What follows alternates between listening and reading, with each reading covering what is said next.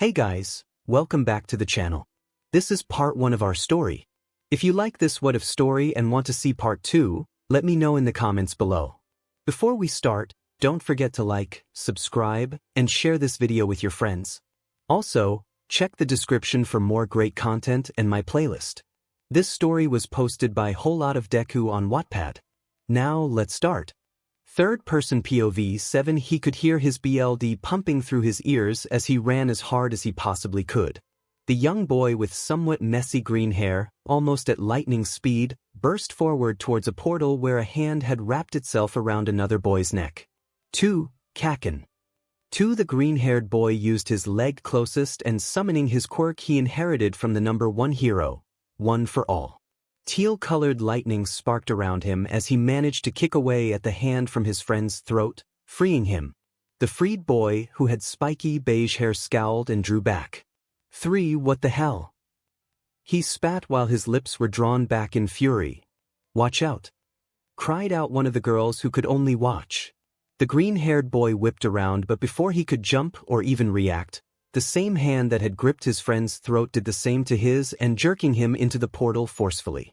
However, he managed to look back just as he was about to disappear into the portal. He gave a smile to his classmates who watched in horror as their friend was taken. The portal closed and 𝗂𝗂𝗁, or Bakugo, stared where the portal used to be, so did the other kids and adults. 18. Midoriya. Todoroki's POV It's been 3 years since Izuku Midoriya was captured by the League of Villains. The pro heroes have been looking for him ever since, but to no luck. The students from Class 1A were trying to look when they got the chance. Even if we were all dedicated, some of us were trying harder, such as myself, Uraraka, Iida, Yaoyorozu, and Kirishima. 12. Bakugo is more mad at Midoriya for saving him than worried that his childhood friend had been kidnapped and had gone missing for 3 years. However, as days turned to weeks, then to months, most of the Class 1A students gave up since the League of Villains hadn't shown themselves again after Midoriya's kidnap. The students I mentioned before and myself all felt betrayed that they would give up so easily, but we dismissed them and focused on our main mission. One day, though, me, Uraraka, and Iida were walking down the street when we heard what sounded like someone in pain or hurt. We rushed to find where and who it came from, looking down multiple alleyways, until we saw him. For there, laying limp on the cold concrete of the alleyway, was a boy with all too familiar messy, green hair. My eyes widened. Midoriya. 34. Third person POV Midoriya. Screamed Todoroki as he ran down the alleyway, ignoring the possibility that there may be a villain. Iida and Uraraka heard his cry and they rushed over, then followed him down the alleyway, sprinting like they've never sprinted before. Todoroki skids to a halt and grabs Midoriya. He flinched when he felt that he was cold, limp, and trembling. He immediately carries his friend, bridal style, then turns to face Iida and Uraraka. We need to get him to Recovery Girl. He told them urgently before he gets approval from his friends. They quickly set off at that, sprinting the entire way to their school where the heroes were. 6. Where's Midoriya? A skinny, somewhat tall man burst into the room. His distinguishable, yellow hair, skinny face, and small blue eyes were enough to tell at least 3 people in this room who he clearly was. 11. He's over here, All Might, Bakugo grumbled lowly but oddly quietly. All Might immediately rushed over. How is he? Will he live? All Might asked a short, older woman who had gray hair, closed eyes, and some type of headgear. She frowned and sighed, looking to the boy who lay in the bed beside them. 22. He will live, but his conditions are very bad, Recovery Girl started. I managed to heal most of his open wounds, but I cannot heal his old wounds and scars. There seems to be something preventing him from healing. He's suffered many injuries, too many to count, actually. But like I said, I focused on healing the most severe injuries, so he should only have scars from these, not actual wounds. Recovery Girl continued. She had spoken in a grim tone. All Might and Bakugo's expressions turned into ones of horror, disbelief, and fear. This especially to All Might. 2. Young Midoriya. Todoroki, Iida, and Uraraka were told this information by All Might. They reacted exactly how he guessed they would. But it didn't help. All Might felt like this was all his fault. Third-person POV 8 For the past 4 days, Midoriya had been unconscious the entire time. Todoroki, 𝗬𝗏𝗧𝗏, and Kirishima visited as much as they could, hoping that one of the days they were there, their friend would wake. On the 5th day, however, Midoriya awoke. "May we visit Midoriya?" Todoroki asked the lady at the front desk. She nodded and let them go. Todoroki was followed by 𝗬𝗏𝗧𝗏, Iida, and Kirishima. They walked down the hallway they had taken for the past 4 days. They knew what room Midoriya was in. They approached the room, then when they got to it, they inhaled and looked to each other. They silently each hoped that Midoriya was awake. "Who's there?" A weak voice made the 4 of them jump in surprise and alarm. Todoroki immediately opened the door, his eyes widened as well as the 3 other students. There was Midoriya, laying in bed, his eyes finally open and his chest rising and falling normally. He looked in the direction of the door when it opened, his expression reflected the 4 in front of him. "Midoriya!" The 4 of them practically sprang forward towards their friend, surrounding the bed. "What's going on here?" Midoriya asked awkwardly, smiling gently as he looked between them. His voice was hoarse and dry, lacking emotions despite his confused, worried expression. "6, we've missed you. You've been gone for 3 years." 𝗬𝗏𝗧𝗏 said urgently, hugging Midoriya tight as she trembled slightly. 3 Then it hit him. Midoriya's mind suddenly flashed with all the memories he held within his mind. His eyes widened as he entered a trance-like state, reliving all the horrifying memories. Suddenly, 𝗬𝗏𝗧𝗏 flew off of Midoriya and was thrown into the wall. 𝗬𝗏𝗧𝗏 hit the wall hard and it caused the wind to be knocked out of her lungs. She coughed and looked up weakly. The other students' eyes widened as they took a step back, then went to help 𝗬𝗏𝗧𝗏. They looked at Midoriya in confusion, but they could all see it.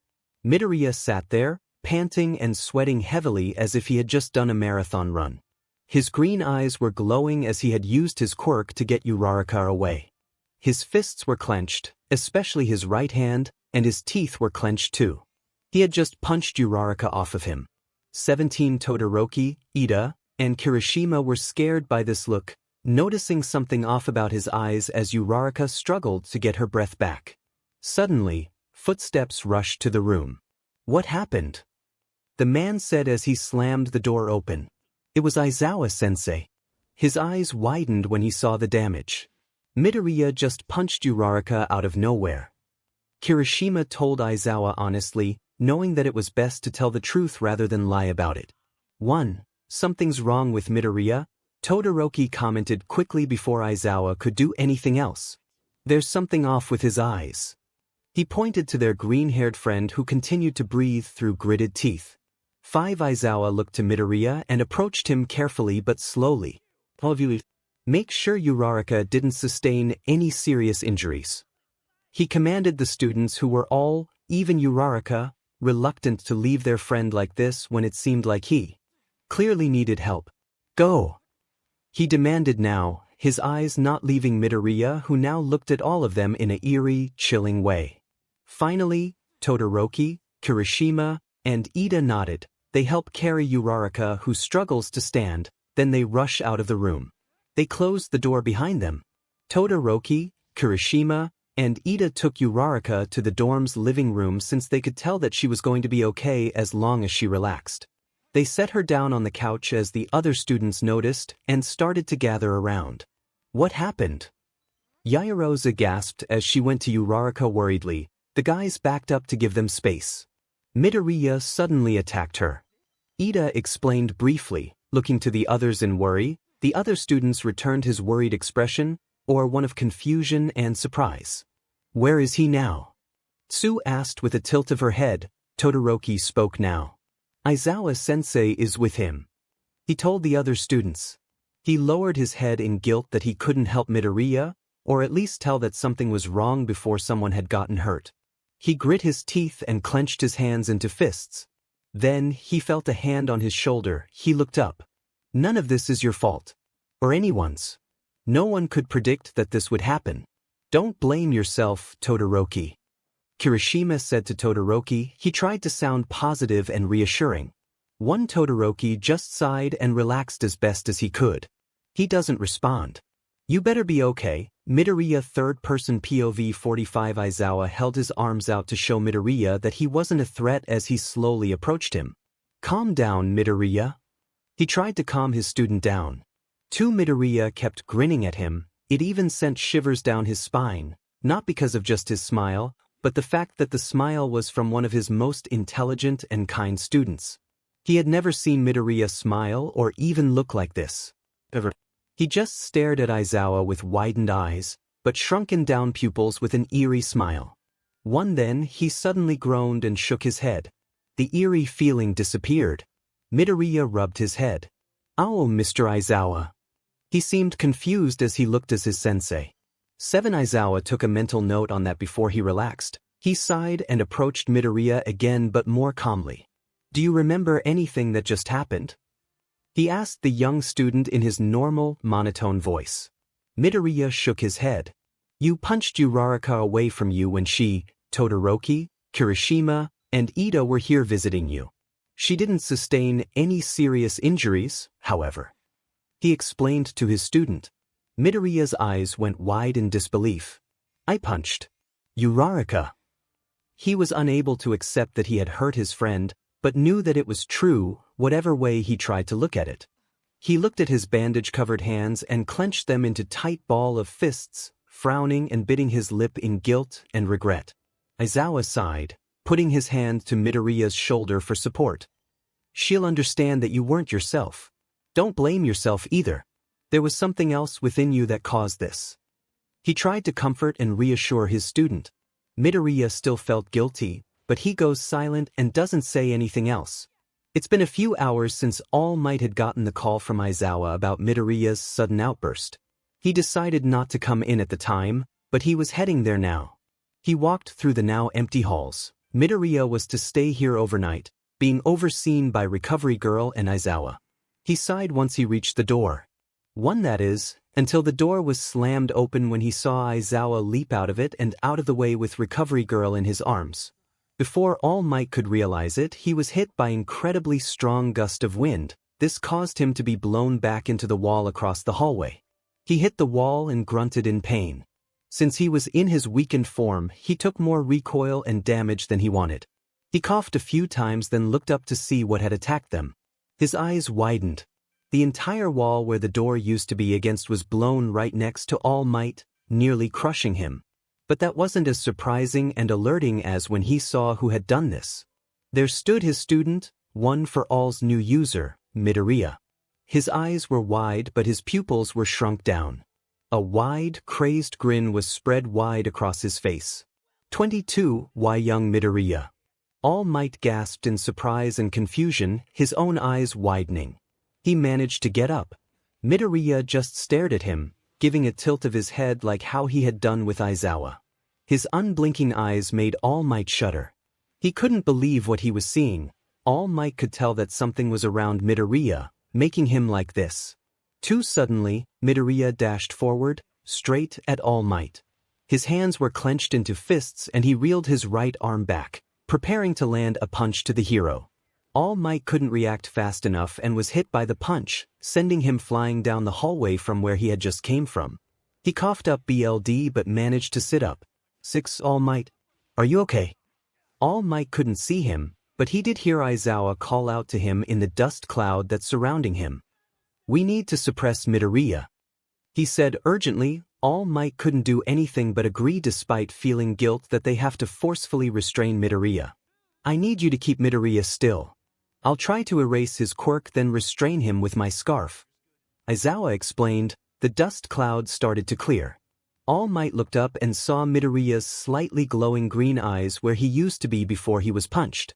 There were sparks of green lightning around the teen. "I will do what I can," All Might said to Izuku before he transformed into his other form, the one that the world knew him as.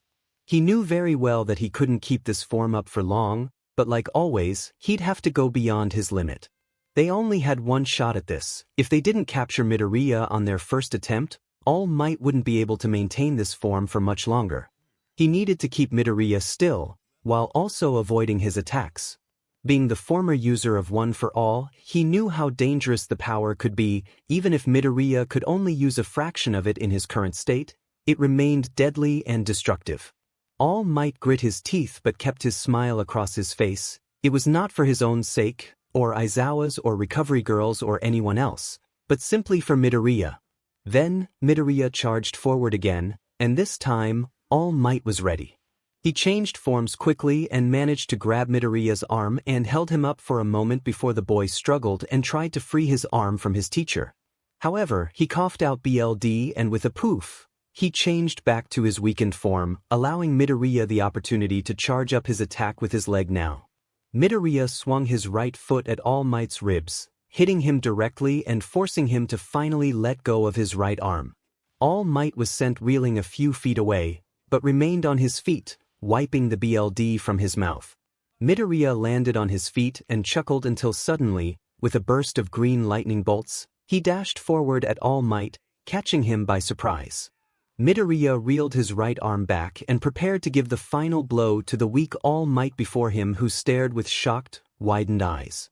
Suddenly, as he landed the punch to All Might's face, his quirk had stopped and he only punched All Might with his bare strength. It was enough to knock All Might to the floor as Midoriya landed beside him. All Might grunted and rubbed the area he was punched. Midoriya whipped his head around to his left when he felt a scarf wrapped tightly around him, restricting his arms and legs. Aizawa's eyes were bright red and his usually down, messy hair now stood up as if gravity was making it rise up. His scarf was wrapped tightly around Midoriya, preventing him from moving or escaping. He managed to reach Midoriya and capture him just before he could have killed All Might. Midoriya glared at Aizawa, who seemingly wasn't affected by the aggression, but on the inside, Aizawa was surprised but deeply concerned. Midoriya felt himself being surrounded by drowning darkness midway talking to Aizawa and Recovery Girl. He tried to desperately find his ground and regain himself, feeling his vision go blurry and clouded. He couldn't tell how long he was in this state, but when he finally felt his vision and control returning, he looked around in pure confusion. 𝗬𝗵𝗲, the green-haired boy looked around himself. He was in another room, different than the last. But when he tried to get up, he noticed that he was restrained to the bed pretty tightly. Also, he felt a semi-tight collar around his neck. He didn't know what exactly it was, but he guessed it was some quirk-restricting collar. Midoriya started to panic a little. If it weren't for the room being almost the same as the room he was in with the two heroes, he would be trying to desperately break out since he didn't know where he was. "Oh good. You're awake, young Midoriya." Midoriya heard the distinctive voice of his mentor. He looked up from his restraints and to the door, seeing All Might walk in. All Might. Midoriya smiled in relief, but he felt worried when he saw the principal of Yu, Nizu, then Aizawa, Recovery Girl, and Endeavor walk in after him. He didn't mind the other three, but Endeavor intimidated him. Ever since his encounter with him at the sports festival, he could understand why many people would favor other heroes than him. However, he was incredibly strong, but with a short temper and sharp tongue, it nearly cancelled out his strength factor. 2W What's the meaning of this? Midoriya asked awkwardly while Aizawa started to remove his restraints, but kept his quirk-restricting collar on him just for safety. Midoriya understood and didn't bother them about it. 1. We are here to ask you about what happened when you were kidnapped. It is essential to know this information so that we could help you. All Might told him straightforwardly, his blue gaze turning serious, which made Midoriya look down at his arms. The teen goes silent and stares at his arms for a few minutes, letting silence creep in until Endeavor grew impatient. Hurry up and talk. We don't have all day. Endeavor said impatiently, his flames flickering. All Might, Aizawa, and Recovery Girl sent him a warning glare. Sorry. Midoriya quickly apologized before he continued, his green eyes dark with grim emotions while some sweat began to form on his face. Memories of his past with the League of Villains came rushing back at him, almost drowning him just as the dark water from when he seemed to have blacked out. But he remained strong. Or at least he thought he did. Third-person POV 5 Midoriya swallowed. His fear rising back up from deep in his gut where he had shoved it, and his regret lingered around his head so much that he must have guessed that the teachers saw it because All Might placed a gentle hand to his shoulder and smiled reassuringly. The other teachers, except 𝗵𝗃𝗧𝗏, gave small, gentle smiles. "You can do this, young Midoriya. You can be strong." All Might told Midoriya, who couldn't help but smile gently, feeling relieved that he had him here. He nods gently, then swallows one last time before he finally speaks. "After I was taken that day, Midoriya noticed All Might and Izuku shift almost uncomfortably when he mentioned the day he was taken and when the students of Class 1A and 1B were attacked. They put me in a restraining chair since my arms were out of commission.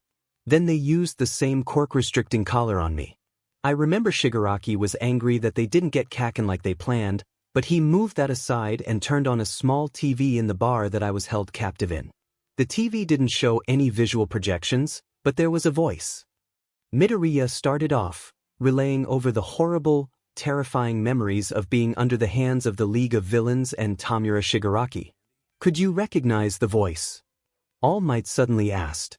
When Midoriya looked at his mentor's face, he could see mixed emotions: rage, guilt, regret, hatred, and sadness. He immediately looked down at his bandaged arms. "No," the green-haired boy replied grimly, disappointed in himself. But Shigaraki called him father. He added. Too suddenly, All Might's eyes widened. The other teachers didn't know what he knew, or at least, that part that scared him the most. They discussed something I couldn't hear since some of the other villains around me were talking to me and making it hard to hear. But after, I heard the man on the TV say that he'll be over in a few minutes. Then Shigaraki turned the TV off. Midoriya continued, feeling awkward with the silence after All Might seemed frightened. "What happened next?" Nizu asked curiously but in a patient, polite manner despite his expression remaining the same the entire time. Recovery Girl frowned worriedly while Izuku just watched Midoriya, seeming to read his body language to make sure that he wasn't lying or wasn't under the influence of what had controlled him earlier. 𝗵𝗃𝗧𝗏 still looked like a pain in the butt, almost scowling at Midoriya's words. It was as if he felt no sympathy or any emotions for that matter. Midoriya could somewhat understand now why Todoroki despised his father. They took the restraints off, except for my collar, and they just waited for the guy on the TV. I felt so vulnerable, so exposed. There I was, in a room full of possibly the worst villains in the world with severely injured arms and dried blood still seeping down from my head. I didn't want to be around them. I didn't want to be anywhere near them when I knew that my arms were out and when I knew that I couldn't use my quirk. The student explained painfully, remembering every moment like it was yesterday. He frowned as he clenched his hands into fists slightly, then released them. He repeated this. It seemed like somewhat of a stress reliever for him right now. Just for right now. After maybe 18 minutes of waiting, a tall man came in through a portal that the portal villain had created. I've never seen him before. He had this mask or helmet on his entire head and wore a suit. If it wasn't for the mask thing, he'd look like a normal guy. Midoriya started once more. The pro heroes were shocked visibly. One play My Hero Academia / Boku no Hero Academia OST Hero's Shadow, and feeling of pairing for this part and tell me what you think and feel about it. 3 https://youtube.com/watch. 𝗵=042 hideout. https://youtube.com/watch. 𝗵=𝗧3k5b1c. I was crying myself writing my own story, thinking of Midoriya actually explaining this while this song played in the background. He was the guy Shigaraki called father. He explained to me that he would heal my wounds if I chose to obey and listen to the villains, but I refused. No matter how badly damaged I was, I could never willingly listen to what they said. But after I told this to the man, he told Shigaraki to show me what happens when I don't listen. Midoriya started trembling while he clutched the blanket over his lower body, gritting his teeth as he remembered the pain. They dragged me to another room where they held me up by my already broken arms, then they started attacking me. I hated being around all of them, Shigaraki, 𝗬𝗏𝗍, and Toga especially. They used their quirks to brand me, trick me, and in the end, planned to brainwash me to become part of their league. He started to sob, holding his arms up to his face while he tried so desperately to remember, but to also stay calm now so that the teachers could understand him. Since I didn't listen to them, I was going through the same CL every day. Wake up, get beaten, get forced to fight, try to fall asleep. It didn't stop until a few months had passed. Then they decided to try something out that the tall man had created. They injected it through my arms, and I remember feeling searing pain coursing through my broken body. I wanted to go home so badly. I wanted to run, to go back into the arms of my mom, to return to you, and continue training to be a hero. Midoriya cried heavily, shutting his eyes and wiping his tears as much as he could. Then, he felt arms being wrapped around his shoulders. He looked up slightly to see All Might embracing him tightly. "I'm so sorry we couldn't rescue you in time. Young Midoriya, I've failed at protecting you." "I'm sorry," All Might apologized, hugging Midoriya tighter while he clenched his teeth together in self-frustration. "Do not blame yourself, All Might. We are all at fault." Nizu told All Might in an attempt to reassure him. All Might lowered his head a little. "That stuff they put inside of my BLD, it felt like it made my entire body feel numb. But after a while of writhing in pain, Shigaraki told me that it was a solution that would allow the League of Villains to control my every movement and thought." Midoriya sniffled, his eyes were lowered and avoided looking at the teachers. "I can't remember a whole lot after that day, but all I do remember is feeling pain all over my body from the solution forcing me to obey Shigaraki." He cried heavily now. "They forced me to fight Nomus. Then they would starve me, and then punish me by burning, whipping, slicing, and hurting me. I refused to listen. I did my best to resist and to stay strong for all of my friends. For my mom. For you, All Might, and the heroes. But after 2 years, they finally broke me." Midoriya sobbed heavily, unable to hold back the emotions he had held into himself for those 3 years of being kidnapped. He hugged All Might tightly and cried into his shoulder as thick drops of tears streamed down his face that would make a waterfall jealous. But it was understandable. This young boy, barely at the age of 15, had 3 years of his life stolen away from him. Despite being 18 and almost 19 years old right now, Midoriya acts as if he was back before he was captured. It was like he never aged. "I'm so sorry, I've been stronger, I'm sorry." All Might Midoriya clung to All Might like his life depended on it. He felt like it had been forever since he hugged All Might. After Midoriya let out his tears, he continued, wanting to give all the information he knew to the heroes, hoping that it could help them and hoping that it could help himself move on too. During that 1 year of being under their control whenever they felt like, they didn't make me do anything that would make me a villain. I didn't kill anyone, but I wanted to. They gave me the urging longing to kill and hurt innocent people to lure the heroes out. But I used the last of my power each day to prevent myself from going that far into the darkness that usually clouded my mind." The green-haired boy continued. His voice was less trembly and he seemed slightly more calm than before. He took a sharp breath in his lungs. "I would wait for the right moment to find escape routes, making sure that the villains didn't see or hear me looking around while they were out doing other things. I couldn't find one that led me to freedom without being seriously hurt or having the possibility of messing up and being trapped there forever.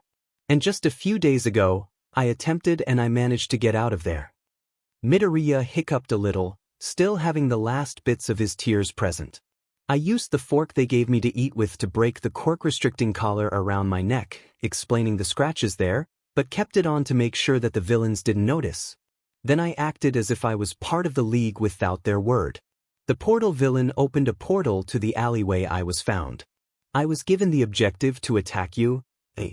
Midoriya explained further, his tears finally gone as his tone became more serious. "Dabi, Magna, and Twice were assigned to come along, but as I reached the portal, I had turned around and activated my quirk." All Might's expression turned from grim to pride that Midoriya outsmarted his kidnappers.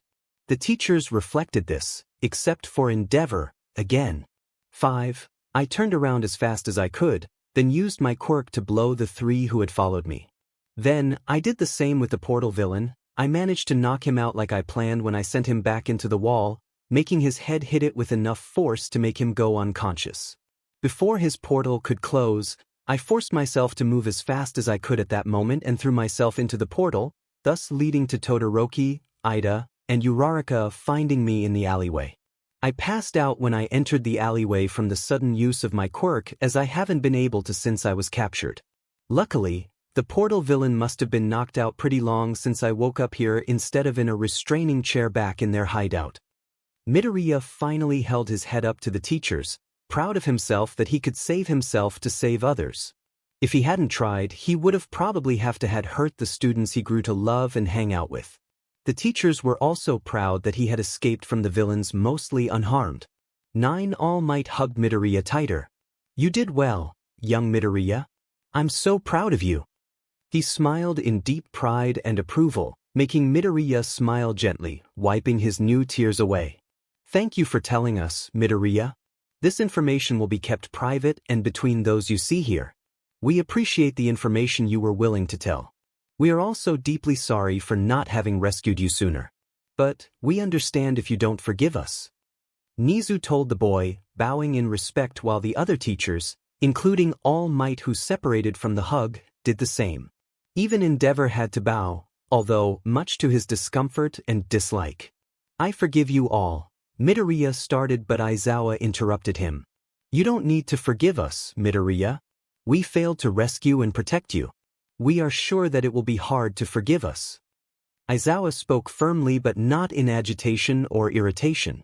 Midoriya shook his head and hands. "Oh no. It's fine really. I really do forgive you all," he said with a small smile. The teachers looked up at him in confusion. They were expecting anger and betrayal from the boy, especially All Might. "All throughout my life, I've learned how to forgive people even when they might not deserve or want it. I understand that you were all trying your hardest, and honestly, I thought of everyone in you while I was trapped. Believing that you all were trying gave me enough hope to pull through and to keep trying to escape, keep trying to stand my ground, and to keep trying to get back home," the green-haired boy explained, looking between the teachers, though he was quick when looking at Endeavor. "2. You all gave me a chance when I didn't think it'd ever get one. Even if it's not positive if I'll pass you. Just having the chance gives me enough hope that I see is willing to fight for. I forgive all of you. Truthfully, I could never come to hate the heroes that I've looked up to and practically researched about all my life." Midoriya smiled more to his teachers, clenching his fists tightly. 2. Learning to forgive is part of being a true hero. Though villains is a different story, people who helped raise you and helped guide you always deserve forgiveness. I learned from All Might that being a pro hero doesn't matter based on power of your quirk or how many fans you have, but being a pro hero is all about being a role model for others who may look up to you one day. Being a pro hero is about saving people's lives, no matter what kind of outcome it might be. Being a pro hero is a responsibility that I'm willing to take if it means that I get a chance to become the #1 hero, and to prove to the world that no matter where you start, being a hero doesn't absolutely mean you have to have a quirk, and to become a role model so that people can look up to me and make their own stories." Midoriya smiles wider, his green eyes gleamed with strong emotions that gave his words enough power to match his own quirk, one for all's pure strength. "For is where I belong. I will do anything to stay here and to train under the best heroes in the world so that I could become someone great such as all of you. I will always want to go plus ultra," Midoriya exclaimed. Determination was purely written all over him. His eyes, expression, fists, and heck, even body language. All Might teared up as he smiled too. "That's it, young Midoriya." All Might cheered on, making Midoriya throw his right fist into the air just as All Might had done so many times. "Plus ultra." The student cheered again while All Might, Izuku, Recovery Girl, and Nizu smiled in pride and gratitude. It seems like Midoriya, despite all the things he's been through, still adores his heroes and still appreciates them as his heroes. All Might was proud that his protege was so, and still is, strong-willed. All Might knew that he had chosen Midoriya as the correct and only person to succeed him as the symbol of peace, and hopefully, the next #1 hero of the world. Third-person POV 3. The news of Midoriya's attack on Izuku, Recovery Girl, and All Might was kept hidden from the other students, told instead as a small villain attacking from a distance from the high school building. After another day of recovering and close watch by All Might and Recovery Girl, Midoriya was finally released and was allowed to go out. Before he left, Recovery Girl had taken the quirk-restricting collar off of his neck, trusting him enough to try to control himself if something were to happen again. The first thing that Midoriya came to was Bakugo, his childhood friend. 𝗧𝗵𝗃. Midoriya jumped in surprise, raising his arms up in instinctual defense. He was surprised that Bakugo was here, and knowing that on this side of the building had nothing but the medical heroes and rooms, he couldn't think of a reason why Bakugo would be on this side of the building. Calm down. Bakugo snarled, getting irritated. Midoriya heard his warning and calmed himself down while Bakugo gestured for Midoriya to walk with him, heading towards the area he had just walked from. Midoriya followed Bakugo. So, what is it that you need, 𝗧𝗵𝗃? The green-haired boy asked the blonde-haired one. His red eyes looked at the shorter student. I just wanted to say that I'm sorry for everything in the past. Bakugo admitted, making Midoriya's jaw literally drop to the floor while he jumped back. 5. Look, ever since you went missing for these past 3 years, I've thought back and realized how much of an butt I was to you. And I'm sorry for that. It was stupid of me to think that it was your fault and your stupidity for saving me that day. I should have done more to prevent this from happening. Bakugo admitted, his eyes lowering while they walked. Midoriya stared at Bakugo in pure disbelief. He struggled to really understand why Bakugo was apologizing, but he listened. I'm sorry that I couldn't find you before things happened. I didn't realize this until last year, that you have helped me in so many ways, yet, all I repaid you with was bullying you. Your mom had went through hard times, but she was so determined and positive that you were still alive and that you were surviving, waiting to be saved. She begged me so many times to go look for you, but I was too stupid and stubborn for my own pride and I never dared to look for you. But I should have. The blonde student continued, gritting his teeth. For Midoriya felt sympathy for Bakugo. He never wanted him to feel bad for himself, he thought that Bakugo was too great for that. He saw Bakugo as someone he would look up to for the rest of his life, as someone greater and more important to him than All Might, and that's saying something. He adored All Might, yes, but Bakugo was his childhood friend who wanted to become just like All Might, and he had the strength, intelligence, and courage to do so. I know this is late to say since this is already in the middle of Chapter 5, but I like to add more depth into the character's thoughts and the story. Midoriya never wanted Bakugo to admire him or to even apologize. All he wanted Bakugo to do was to keep being himself, so that he himself would look to him for inspiration and strive harder to reach his friend. There wasn't a day that went by that Midoriya regretted befriending and staying friends with Bakugo. It's okay, 𝗧𝗵𝗃. Really? Midoriya told Bakugo, who looked to him with a confused expression. I understand that you only wanted to strive to become like All Might back then, just like me. Your strong passion and longing to become like All Might drove me to follow you more and to look to you all the time. We've helped each other in so many ways. I helped you by making you want to surpass me, and you helped me by making me stronger and want to stand by your side. We help each other without us knowing it. Midoriya explained to Bakugo, smiling while Bakugo just stared at him with a neutral expression. Don't get ahead of yourself, Deku. Bakugo growled, making Midoriya flinch before he let out a small chuckle, smiling a little. This made Midoriya curious. Come on, nerd. Let's get to the main floor before everyone decides to go to bed. Bakugo turned away and went down the stairs leading to the first floor where the students were allowed to socialize. Midoriya stared after him, amazed.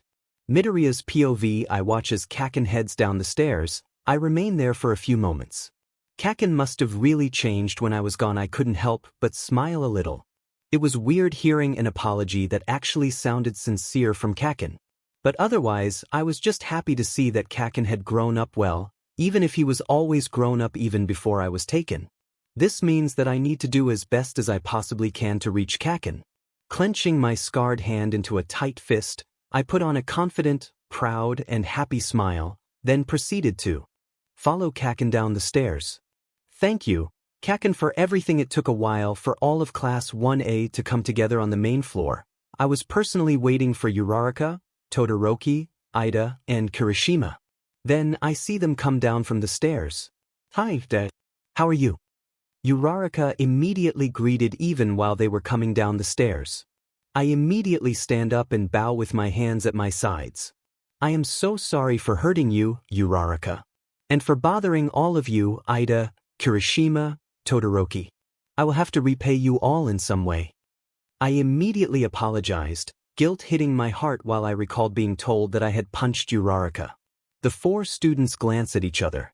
𝗬𝗧𝗏 smiled and laughed it off. It's okay, 𝗬𝗏. I forgive you. I understand that you were not yourself. She told me honestly. She had a small bandage taped to her cheek where I must have punched her before, but I kept my head down and stayed in a bowed position. We all do. Todoroki commented, neutral as always, though he had a hint of relief that Midoriya was back to normal. Yeah. Aizawa-sensei told us enough of the details already. Kirishima added on, smiling in reassurance while Ida adjusted his glasses. We all knew it wasn't like you to have hurt anyone who wasn't a villain, or Bakugo. Ida said out loud, causing Bakugo to lash out. You wanna go, glasses. Bakugo practically screamed a challenge as he grinned widely. I couldn't help but laugh while Kaken exploded at everyone. I felt reminded of how we were all like before the villain attack at the forest training camp. I missed this. Missed seeing my friends all being themselves once again, but I enjoyed seeing their new selves too. I might bring light to their day, but they returned the favor by lighting up my day too, and I'm grateful for that. Anyway, why don't we chill and hang out with each other before we have to head to bed? Kaminari suggested from where he sat at the couch that surrounded a coffee table. Mineta, Jiro, and Koda sat beside him on the same couch. Okay, I exclaim, seeming to start the little hangout time. It was decided that we would play Super Smash Bros. Ultimate. We played on 5 separate TVs with the students divided equally.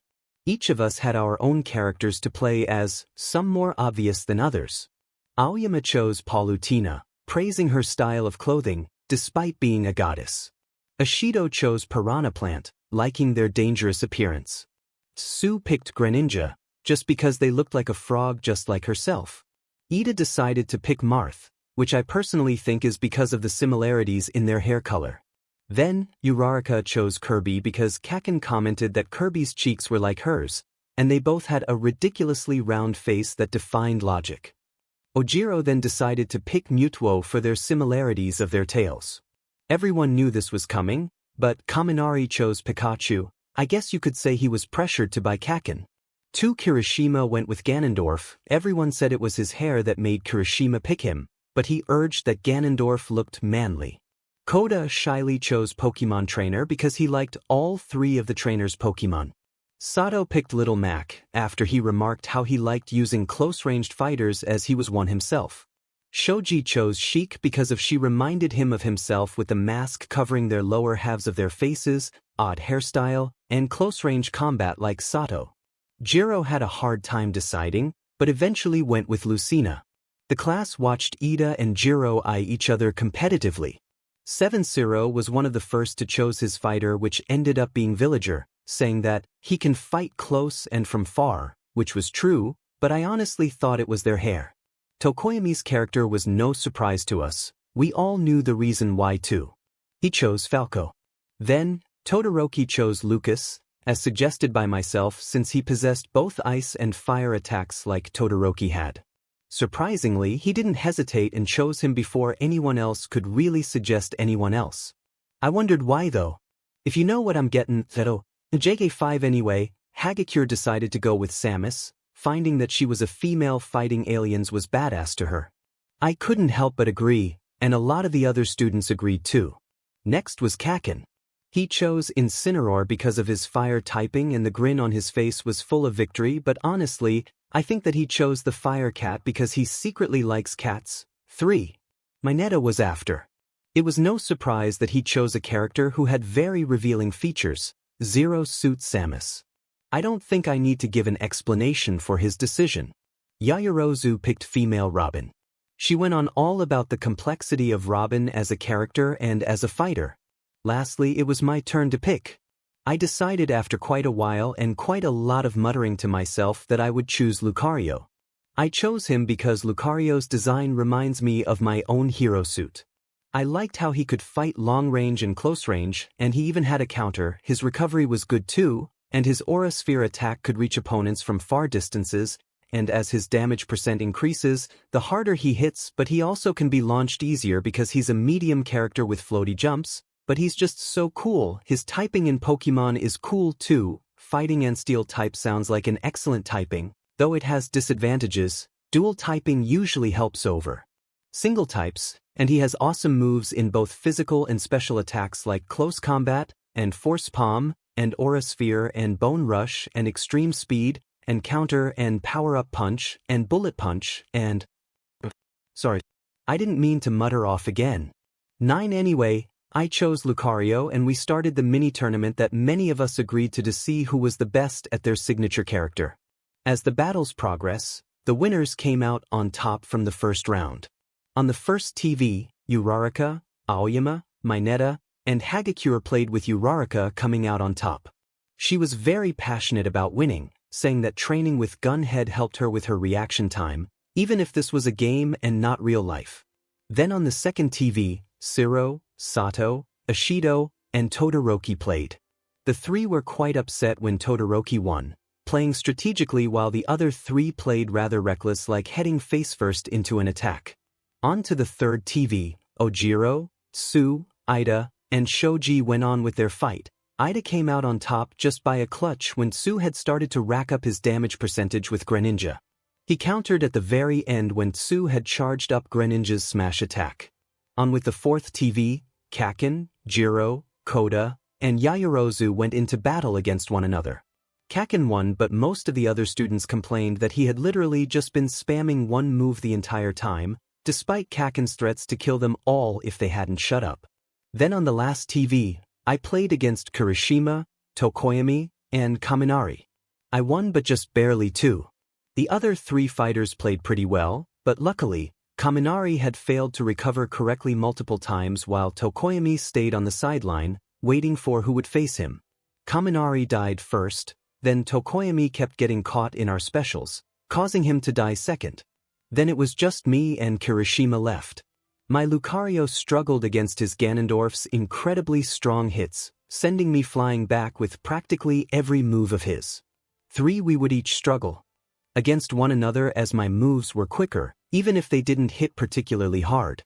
Then, the pressure increased when we were both at 1 life. I was at 72% damage and he was at 55% damage. One hit from Kirishima's Ganondorf and I'm dead. One special from my Lucario and Kirishima would lose. However, when the Smash Ball appeared, we struggled to get it and luckily, none of us did. But as if I predicted Kirishima's plan, with 139% damage now and Kirishima at 83% damage, I felt my fingers move so fast that I could have sworn that I activated one for all to quickly press the button. Just as Ganondorf was about to hit me with his forward smash move, I blacked out for a split second, thinking that I had just lost. Until the round ended with the signature killing or critical hit sound, then shifting to the rankings. I regained myself when I heard the announcer of the game call out, "Lucario wins." For my eyes snap open and I saw Lucario on screen in his victory pose. I felt joy and relief wash over me. "Nice job, Deku." 𝗬𝗏𝗃 praised with an excited smile. "That round was amazing," she exclaimed while the other students agreed with her. "Oh, thanks." I felt so embarrassed and proud that I had won, even if it was the first round. But, to allow us maximum time, we moved on to the next round. It was me against Kakin, Todoroki, Ida, and 𝗬𝗏𝗃. I didn't want to beat any of them, but in order to do my best, I had to. Plus this was all a game, so, it was okay right? Third-person POV, young Midoriya. "Come in. Lock the door and have a seat." All Might addressed the boy who peeked in through the door. He had been called here, but they didn't give a reason why. This worried Midoriya. "What is it?" Midoriya asked as he entered, closed and locked the door as told, behind himself, then took a seat. He looked around at the people in front of him. All Might, Aizawa-sensei, Principal Nizu, Endeavor, Midnight, Gran Torino, Recovery Girl, and some other person who Midoriya didn't recognize. "1. We've called you here to address your current situation. Those words from Izuku was enough to send chills down Midoriya's spine. He swallowed once, then nodded slightly. This is 𝗵𝗃. He's a secret, undercover pro hero. He will be the main key to this whole situation apart from you, Midoriya. Gran Torino started. You see, 𝗵𝗃's quirk is called mimicry. It allows him to mimic almost any quirk that he can see with his own eyes. Right now, 𝗵𝗃 is the only person alive with this kind of quirk. And he's mastered many quirks. One of which is time travel. He explained briefly. This information made Midoriya's eyes widen as he knew exactly what was going to happen. We would like to ask you if you would want to have 𝗵𝗃 here perform time travel and send you back 3 years ago, the night you were captured. Nizu asked him, careful of his word choice. We understand that you had been captured for 3 years and that it was a painful experience to go through for anyone. But know that time travel isn't as easy as it sounds. There will be consequences in the past, to yourself and to the future, of course. Nizu continued. There was sympathy in his voice as Midoriya looked down at his hands, his green curls darkening his face and hiding his eyes from the pro heroes. All of the teachers of 𝗧𝗵𝗲 have agreed to let you choose your own decision. You were 𝗧𝗵𝗃𝗲 of 3 years of your youth, and we feel like it is our responsibility to give you a say in this decision. 𝗵𝗃 can only perform this quirk once, and since the last user of a time-traveling quirk died many years ago, this is your only chance.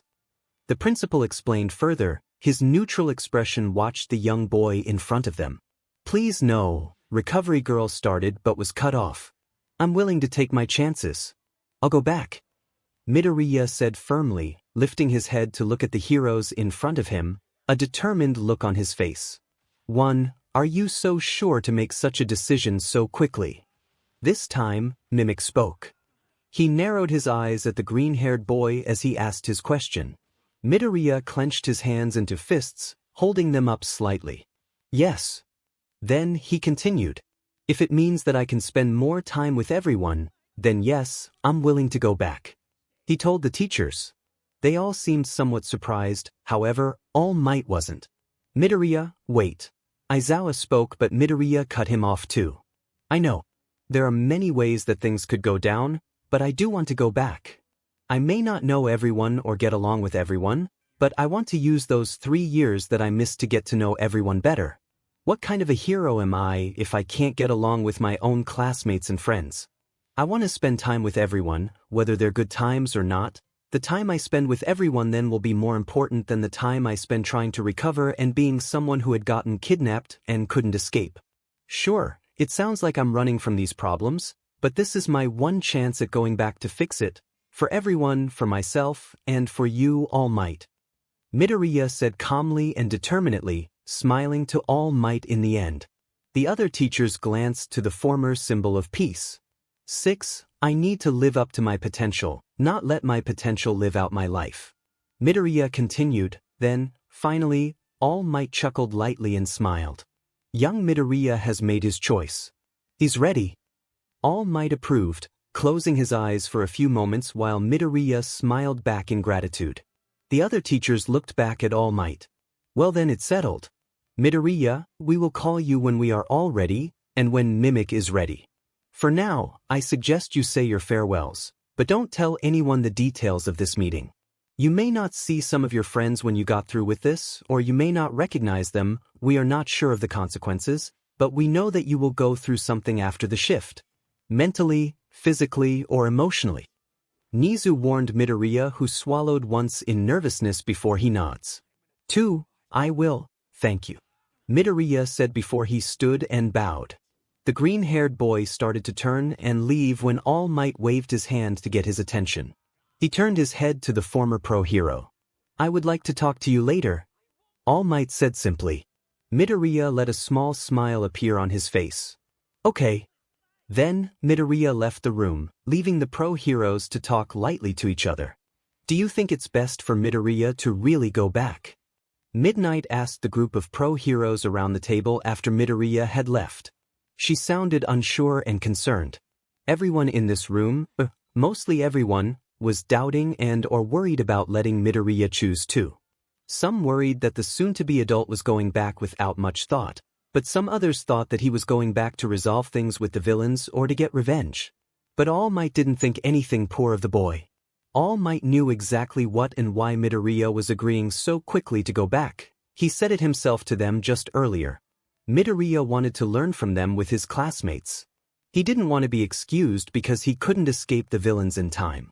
He didn't want to be pitted because of his kidnapping. He didn't want to be seen as weak. The boy also wanted to be with the family that he made here with the students and maybe even some of the teachers. Midoriya wanted to be the best hero, and All Might knew that he would rather go through all the hell and hardships of this school than skip past it and move on to the easier step like how most people would. To All Might, Midoriya was a special boy who had something that everyone else didn't have, the passion to always strive in every situation with your friends rather than by yourself.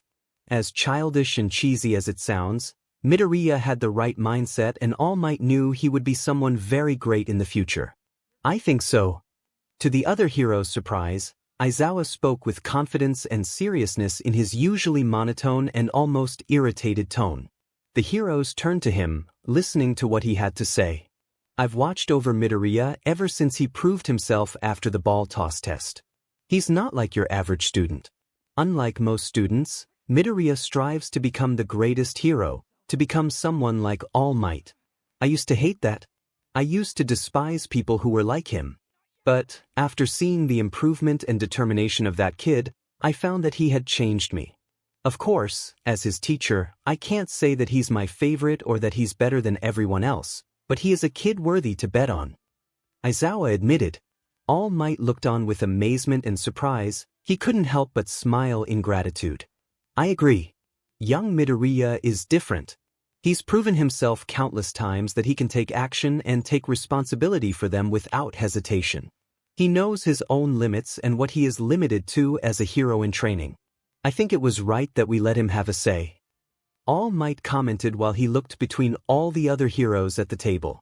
Young Midoriya deserves to decide his future by going back into the past. Midoriya left the room and immediately went to the first floor, knowing that the other students would be there. They were almost always there after class was done. He was right. All the other students were there, even Bakugo. Hey Midoriya, where were you at? Kaminari greeted the green-haired student with a friendly wave. The heads of the other students who sat on and around the couches turned to look at the approaching teen. Oh, I was called in to talk with Izuku-sensei. Midoriya partly lied. Nizu's words echoed in his mind when he thought of how to answer. The teen came over and greeted everyone with a smile. Have you been feeling better, Deku? Bakugo asked once everyone went back to doing what they were doing before. His red eyes looked at his phone which he held in his left hand while his right hand was draped over the couch armrest. Midoriya was surprised again that Bakugo addressed him without literally setting the room on fire with insults or swearing. He was also surprised that Bakugo asked about his condition. Thank you for asking. He tried not to sound awkward while he smiled to his friend who didn't look back. Hey, I want to talk to you outside. Bakugo told him before he stood and started heading to the front doors of the dorm building. The other students didn't seem to notice. Midoriya tilts his head in confusion but he moved away from the group and followed Bakugo. Okay, he didn't mean to sound nervous as they exited the building. The two students now entered the front yard of the dorm building. They were met with rays of dark gold as sunset was in process. The sky was a mix of gold on one end of the sky and navy blue on the other end. Clouds could be made out but there weren't many right now, letting some of the brighter stars show through as the sun set upon the earth. What is it, Kaken? Midoriya asked him, feeling déjà vu as he waited for Bakugo's response. It took a while before Bakugo answered, but his tone and his words hit Midoriya harder than he anticipated. It pained his heart to hear Bakugo like this. Even if Bakugo was the bully who made his life worse back when they were kids, he could and would never hold a grudge against Bakugo for that. He was his friend, and friends don't do that. I heard everything. Bakugo admitted, but before Midoriya could interrupt him, he spoke first. Never mind that I was eavesdropping when I shouldn't, but I couldn't help it. He looked away in guilt but something else that Midoriya hadn't seen in Bakugo in his entire life. 3. I'm sorry I couldn't save you from the villains. If I had tried and found you, then you wouldn't be in this position right now. You wouldn't have to go back in time to fix everything that I had caused. I know I've been a complete, but when we were kids, like I said before, I'm sorry. Midoriya was confused why Bakugo was bringing this up at first, but he understood after the next words his friend said. I want us to start over. I want us to become friends and stay friends like it should have been. I realize that you were what pushed me, and without you for those 3 years, I fell behind so much. Maybe not in you here, but in life, I seem to had lost my purpose to do my hardest and to strive. Back then, I didn't want you to get ahead of me, so I worked harder, but when you were gone, it felt like I had lost something close to me. Midoriya listened silently and took all of this in while Bakugo continued. I want us to be friends. I want us to be like how we were before I got my quirk. But if you're going with this time travel thing, then I'm worried that my past self wouldn't want to do anything with you. I don't want to be that, but again, I don't want to sever our friendship and connection. I always saw you as like a younger brother, and I want you to become great with me. The blonde student admitted while tears ran down his face. The emotion on his face that Midoriya had never seen even dare creep onto his friend's face was none other than true sadness. Bakugo, the hot-headed, aggressive, powerful, and talented student who was possibly the strongest and best in the whole Class 1A was here, apologizing and crying while he broke down in front of the one who he had despised the most. The lock and chains around his heart had been broken by his emotions swelling up when he realized that he may not ever see his friend again, 3 years ago. He had realized all too late, and due to his younger self's stubbornness and stupid ego, he had lost his close friend who did nothing but try to help and stay friends with him. For Midoriya, the enthusiastic, optimistic, awkward, and lovable student who had nothing in the beginning and had a rough start to life as a quirkless boy was here, listening in pain to his closest friend who spilt his emotions after locking them up for so long. He had held out all those 3 years for his friend to save him, but ended up being stuck there for 3 years. Coming back to his former life as a completely different person, one who showed how much force had been put to him to change for the worst, and one who was unable to live in this hurt, damaged, and tormented body. He had lost the thing that meant most to him, himself.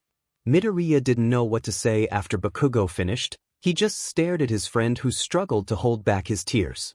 But, instead of a verbal response first, his body moved without thinking, like the day when he tried to save Bakugo from the sewer monster. Bakugo felt arms wrap around him and bring his hunched-over body close to their chest. He didn't need to look up to know who it was. He pictured his former self shoving Midoriya away and blowing him up as punishment, then threatening the other student with death if he ever tried something like this again. But now, this was a different Bakugo. He just wrapped his own arms around Midoriya and buried his face into his friend's chest, sobbing and crying heavily while his tears and emotions poured out. The blonde teen would be forever grateful that his friend who he had bullied, hurt, and ignored still accepted him. He would never forget this moment, praying that his past self would somehow get these emotions and experiences so that he could cherish his time with Midoriya rather than make it a living hell for the other teen. He still didn't understand how Midoriya could still forgive him after all the hell he put him through for so many years, but whatever it was, he was happy that he at least could apologize. Bakugo clung to Midoriya, crying like a 4-year-old who fell and scraped their knee on a sidewalk or driveway. His light trembling suggested that he had finally let go of all the pent-up emotions and regrets he had been storing ever since the day Midoriya was taken at the forest training camp. His calloused hands gripped tightly to the back of Midoriya's plain white shirt while he hiccuped and sniffed from his heavy crying. Then he felt a light hand slide his head of spiky, ash-blonde hair. The gentle rhythm the stroking seemed to play reminded him of how his mother and father would calm him down when he was a young boy before his quirk. He felt like he was safe. Midoriya gently stroked Bakugo's hair with his heavily scarred right hand.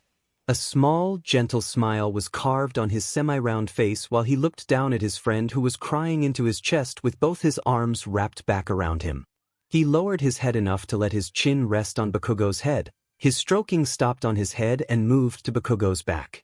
The green-haired teen rocked the two of them back and forth in a calming rhythm while he closed his eyes. His arms remained around his friend, holding him close and safe. Plus, as night approached, darkness crept in from all around, But the two didn't seem to notice or care. All they were focused on now was holding each other close to comfort one another. They needed each other in their own time of need and couldn't reach each other, but now, they could hold one another close for the last time in this timeline. Don't forget what I said, Deku. Bakugo reminded Midoriya, who hugged him for the last time in this time. They pulled away from each other. Midoriya smiled gently then nodded. I won't, Kakin. He promised while he now turned to All Might and the other pro-heroes who had met up the day before. It was time. Midoriya had said his farewells to his closest friends. Bakugo was the one who came to watch Midoriya go since nothing mattered. The whole reason why a time-traveling quirk was so rare was because if someone were to go back into time, then everything would reset, like a video game. Bakugo was told this by Midoriya, who got the information from 𝗵𝗃 himself. Nothing mattered in this time anymore because Midoriya was being sent back, meaning that this time would be erased forever, and the new time will continue whenever Midoriya is sent to. Bakugo wished that he could spend more time with Midoriya before he had to go, but it was best for Midoriya to go back now and not get too attached to him and everyone else. 3. I'm ready. Midoriya told All Might and the other pro-heroes who all nodded in response. 𝗵𝗃 gives a nod to the other heroes before he offered his hand to Midoriya, who looked at it, then took it with a determined smile. After about 5 seconds of touching 𝗵𝗃's hand, Midoriya begins to fade away. Thank you all for helping me, Midoriya said to the heroes, then he turned to All Might. I'll never stop smiling in the face of danger, he told his idol before looking to Bakugo. And I'll remember to tell you in the past. The green-haired boy smiled to Bakugo. All Might and Bakugo both smiled while they watched Midoriya fade away into thin air. You better, you DMN nerd, Bakugo managed to say before everything went black for all the world. Confirm it now. Release them, 𝗬𝗵𝗍 ordered while he held one of the turquoise-colored orbs in his fingers. He looked over at 𝗵𝗃 while Todoroki flew past them after failing to grab the orb from the villain. That laser ruined my finale. 𝗵𝗃 grumbled in irritation while he disappeared into the portal, but his hand remained out while he snapped his fingers. Suddenly, the orbs disappeared and 𝗵𝗃 released his quirk, allowing 𝗳𝗁𝗍𝗄 and Bakugo to be freed from them. 𝗳𝗁𝗍𝗄 appeared where Shoji held the orb, a few feet away from the villains. He was safe. However, Bakugo remained trapped while 𝗬𝗵𝗍𝗄 now held the back of his neck, pulling him into the portal. 𝗳𝗏𝗄 was suddenly cut off when a foot came flying at his hand, knocking it away from Bakugo. The villain growled in frustration and his eyes immediately went to who had hit him. He recognized the messy, green hair and black undertone almost instantly. Izuku Midoriya. You won't take Kakin. Midoriya screamed while green-teal lightning bolts sparked all around him and his body. He grit his teeth as the last bit of adrenaline he had pumped through his entire body. Bakugo jerked forward and faced the portal. Now he was safe.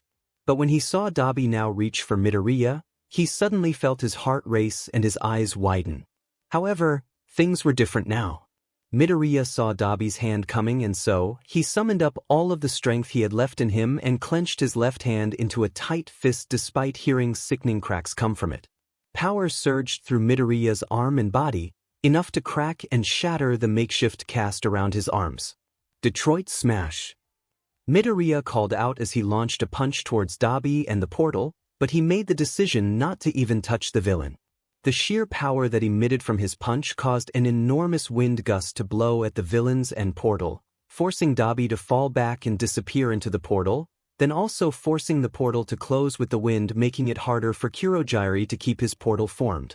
Midoriya clenched his teeth tightly while he screamed in agony. Due to his forced quick actions, he couldn't control how much force he had exerted into his left arm, so now it was limp and dark in coloring just like his right, though without the scars. The other students had to shield themselves to avoid being blown away from the gust of wind until it finally stopped. Once the wind had stopped, Midoriya staggered and stood as best as he could on his shaky legs, refusing to fall. In his developing time of training to be a hero, he needed to train himself to pull enough strength, in any and every situation, to stand strong, even when danger was gone. Almost immediately, Todoroki, 𝗳𝗁𝗍𝗄, and Shoji rushed to Midoriya's side to help him stand. Bakugo stares at the group as 𝗬𝗏𝗏 and 𝗬𝗵𝗃 come running in, panting. He was deep in thought while the pro-heroes called for the authorities, and soon, everything started coming back down from the chaos that was once haunting the students of 𝗬𝗏𝗏. What was that just now? Midoriya's POV. Did I do it? Is Kaken safe? Am I safe? I opened my eyes to see the hospital room I was in. I felt weak and sluggish, but I managed to turn my head to look to the left. I see a plate with some apple slices on it and a toothpick with a small note beside it. I hope Koda and Kaken are safe, I mumbled to myself as I look back to the ceiling. Suddenly, the door to my room slid open. "Hey, Midoriya, you're awake," exclaimed Kaminari as he peeked his head into my room. Smiled while opening the door more, letting the rest of his classmates filter into the room to check up on me. I managed to sit up while Mineta told me that they brought a melon for me, then I quickly declined accepting 𝗳𝗏𝗵𝗃𝗧𝗵𝗵's apology when he said he had caused trouble for me. Where's Kaken? I asked slowly after Iida tells me of the status of those who couldn't come to see him, including Jiro, Hagakure, and Yaoyorozu. Kirishima answered with a worried look, despite the smile on his face. Principal Nizu and some of the pro-heroes are checking up on him. But overall, he's safe, thanks to you. He explained in relief, though the worry on his face made me think and wonder what exactly worried him. I couldn't help but worry that Kaken was angry at me, but I remembered what the other Kaken told me, so I tried not to worry all that much right now. I let out a sigh and nodded gently. I would do the same for any of you too. I told them truthfully, smiling gently. "So, how are your arms, Deku?" Uraraka asked with a frown. She was worried for me and it pained my heart to burden them, but I gave her the answer that I'm sure the rest of the class was wondering about. "Oh, Recovery Girl came to heal my arms. As far as I know, I'll be out of these casts and the hospital in another day or so," I told them while looking at my arms. I could sense the tension leave the room and relief come next. Just then, Kaken entered the room. He glared at everyone while they looked back at him in confusion, including myself. "Why the hell are you all here?" he asked them irritably. "We were visiting Midoriya." Todoroki answered him neutrally, seeming unaffected by Kaken's tone and attempts to intimidate them. "All of you get out. I need to have a word with Deku." Kaken growled out. Everyone was confused and surprised, still. "When did you dash?" Kaminari started, but Kaken simply interrupted him. I couldn't help but sigh. "Just shut the hell up and get out," Kaken roared, and then the class finally scrambled out of the room, most of them did at least. Once we were alone, Kaken came to sit next to me, pulling up a chair while I look at him in confusion. "So what do you need, Kaken?" I managed to ask through my stuttering, putting on a nervous smile while Kaken simply looked at me through narrowed eyes, which I felt intimidated by. "What was that, Back at the forest training camp?" Kaken asked me. His voice was strangely neutral sounding, and I felt uneasy with the tone of it. He waited for my answer while I tried to come up with something. Third-person POV. Midoriya swallowed gently before he finally gave his answer hesitantly. "Well, Kaken, I knew that all of that was going to happen. I've been through it before," he finally told Bakugo as he looked away in nervousness. He now waited for Bakugo's response to his answer. Bakugo let out a chuckle while his smirk appeared on his face, his red eyes piercing through my body. "What the hell does that mean? You think I was born yesterday?" He sneered. His hands clenched the chair tightly and Midoriya noticed, swallowing once more in response. "It means that I know what happened in the future." Midoriya finally pushed past his fear of speaking up to Bakugo, which surprised him. "Look, I know it sounds cheesy and stupid, but hear me out, Kaken," Midoriya begged Bakugo, and after hearing no response for a few moments, the green-haired teen continued. "So, in another time, I rescued you from the villains just like I had done a few days ago, but I was pulled into the portal as a result. The League of Villains tortured me for 3 years, until I finally escaped them after no one could find me or the villains. They turned me into one of their puppets, but as far as I can remember, I didn't kill anyone or anything, and they just tormented me, using me to take their anger out on, especially Shigaraki." Midoriya started, then he went on to explain everything else to Bakugo who, surprisingly, listened without interrupting. Once he was done, Bakugo stands, putting the chair back while the other student looked at him in deep concern. What kind of bullshit is that? Bakugo growled while he grit his teeth, his red eyes blazed with anger. Where's your proof that any of this happened? He questioned as he glared at Midoriya, who flinched but tried to hold his ground. 𝗧𝗵𝗃𝗃, wait. You have to understand. Midoriya begged Bakugo desperately, frowning while he began to sweat slightly.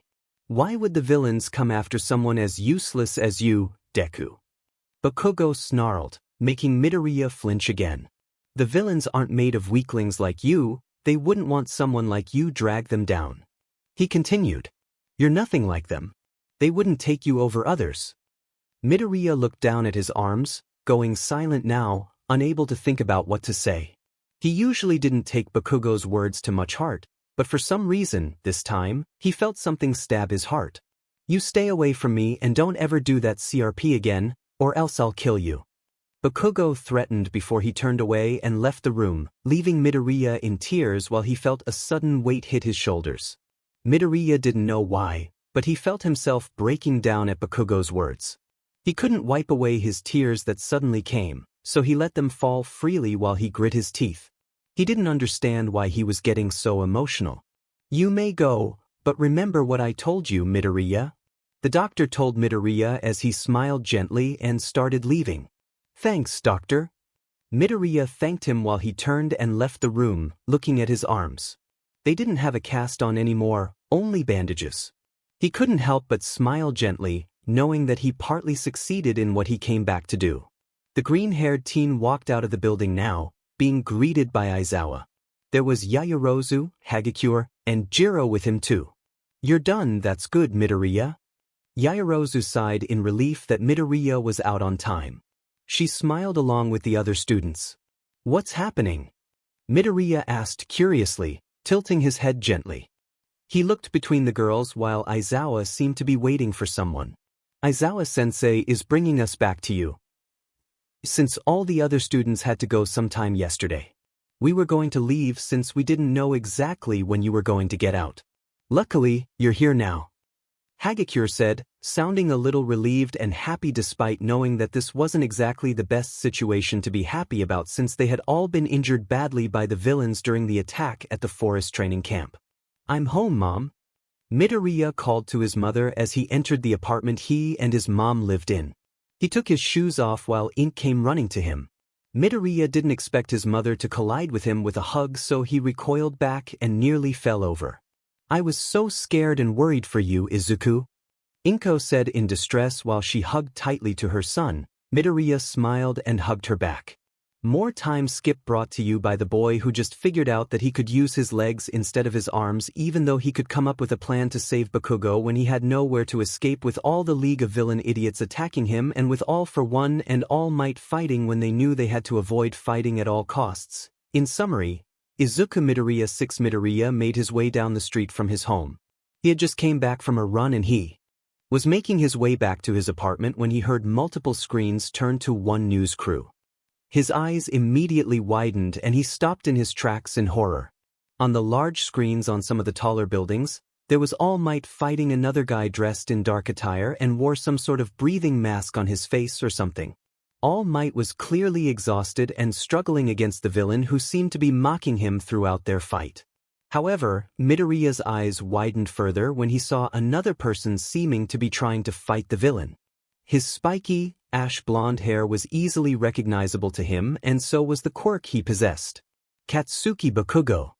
Midoriya felt his whole world slow down as he watched All Might try to push Bakugo out of the way when the villain would attack. But Bakugo seemed persistent as he stayed and continued to fight. He didn't understand why Bakugo was there, and he was sure no one would understand him except Bakugo himself. However, Midoriya found himself seeming to black out for what felt like a moment when in reality was about 10 minutes. He had first started watching when they were fighting, but when he found himself able to regain his thoughts, he found a confused but worried expression on Bakugo's face. This was enough to send chills down his spine since Bakugo was one of the toughest people he knew, and from experience too. What made it worse was when All Might looked like that too. None of them could hear what they were really talking about since the news crew in the helicopter above the fight was speaking frantically. Then, Bakugo finally fled and the fight progressed.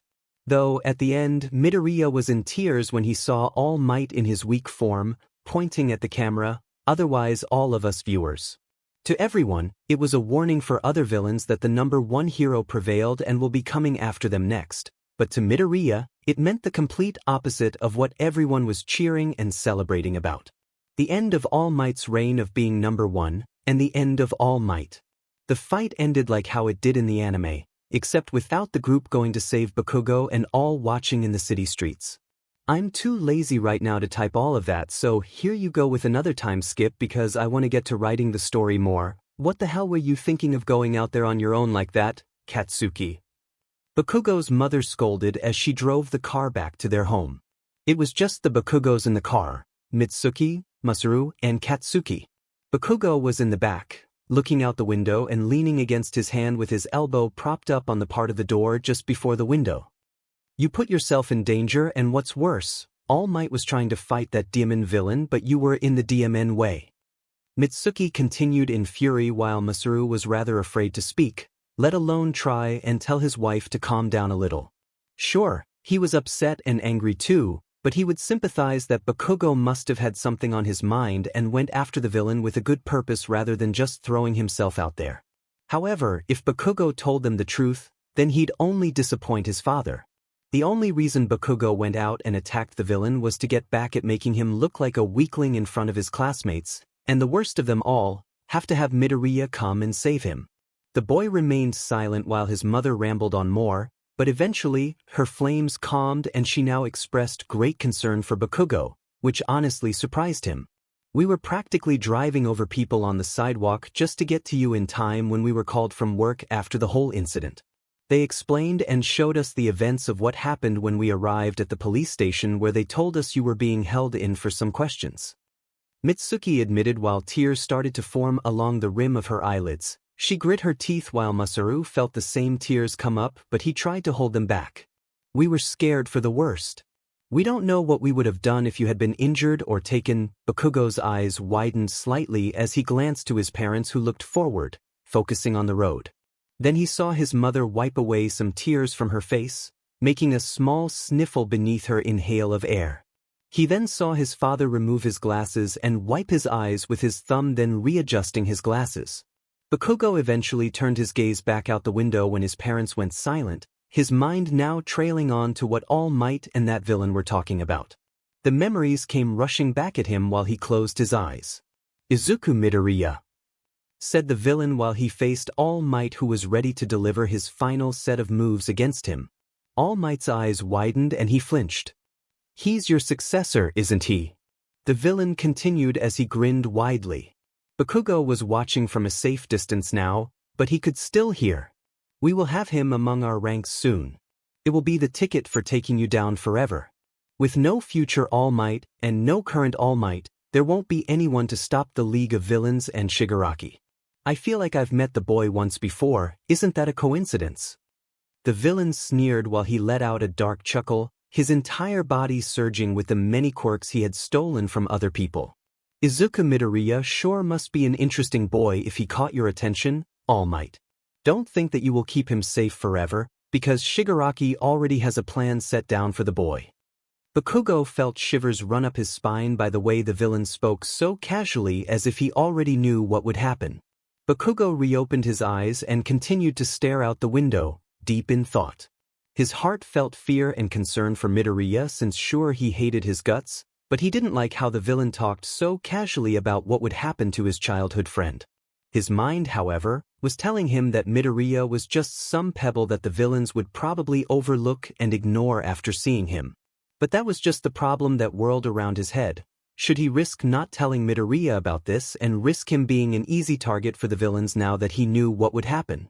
Or should he tell him and risk looking like an idiot, especially after how he treated Midoriya the previous day? The blonde teen scrunched up his face with closed eyes and gritted teeth, frustration and confusion expressed through his face while his heart and mind were at a war against one another. Why should he worry about Midoriya when his only goal was to become #1? He knew Midoriya could take care of himself, though he would never admit it to anyone, so why should he worry about him? Was he overthinking this? Was he even sure he heard this from the villain, and not his mind playing tricks on him instead? Was Midoriya really in danger of someone so strong that they could take down even All Might? Then he suddenly remembered what Midoriya had told him at the hospital. Bakugo grit his teeth less now. Was what Deku said true? Hello, Deku the admin is here. I just wanted to bring this up because I've seen a lot of people talking about it, and frankly, I'm tired of the negativity. This is about Bakudeku. I'm going to try and summarize this as best as I can, but let people love them like that. I know that canonly, in a certain viewpoint it can be a toxic relationship and in real life, it can be too. But that's why this is an anime. Just because you support that kind of ship, doesn't mean that you automatically support that kind of thing in real life.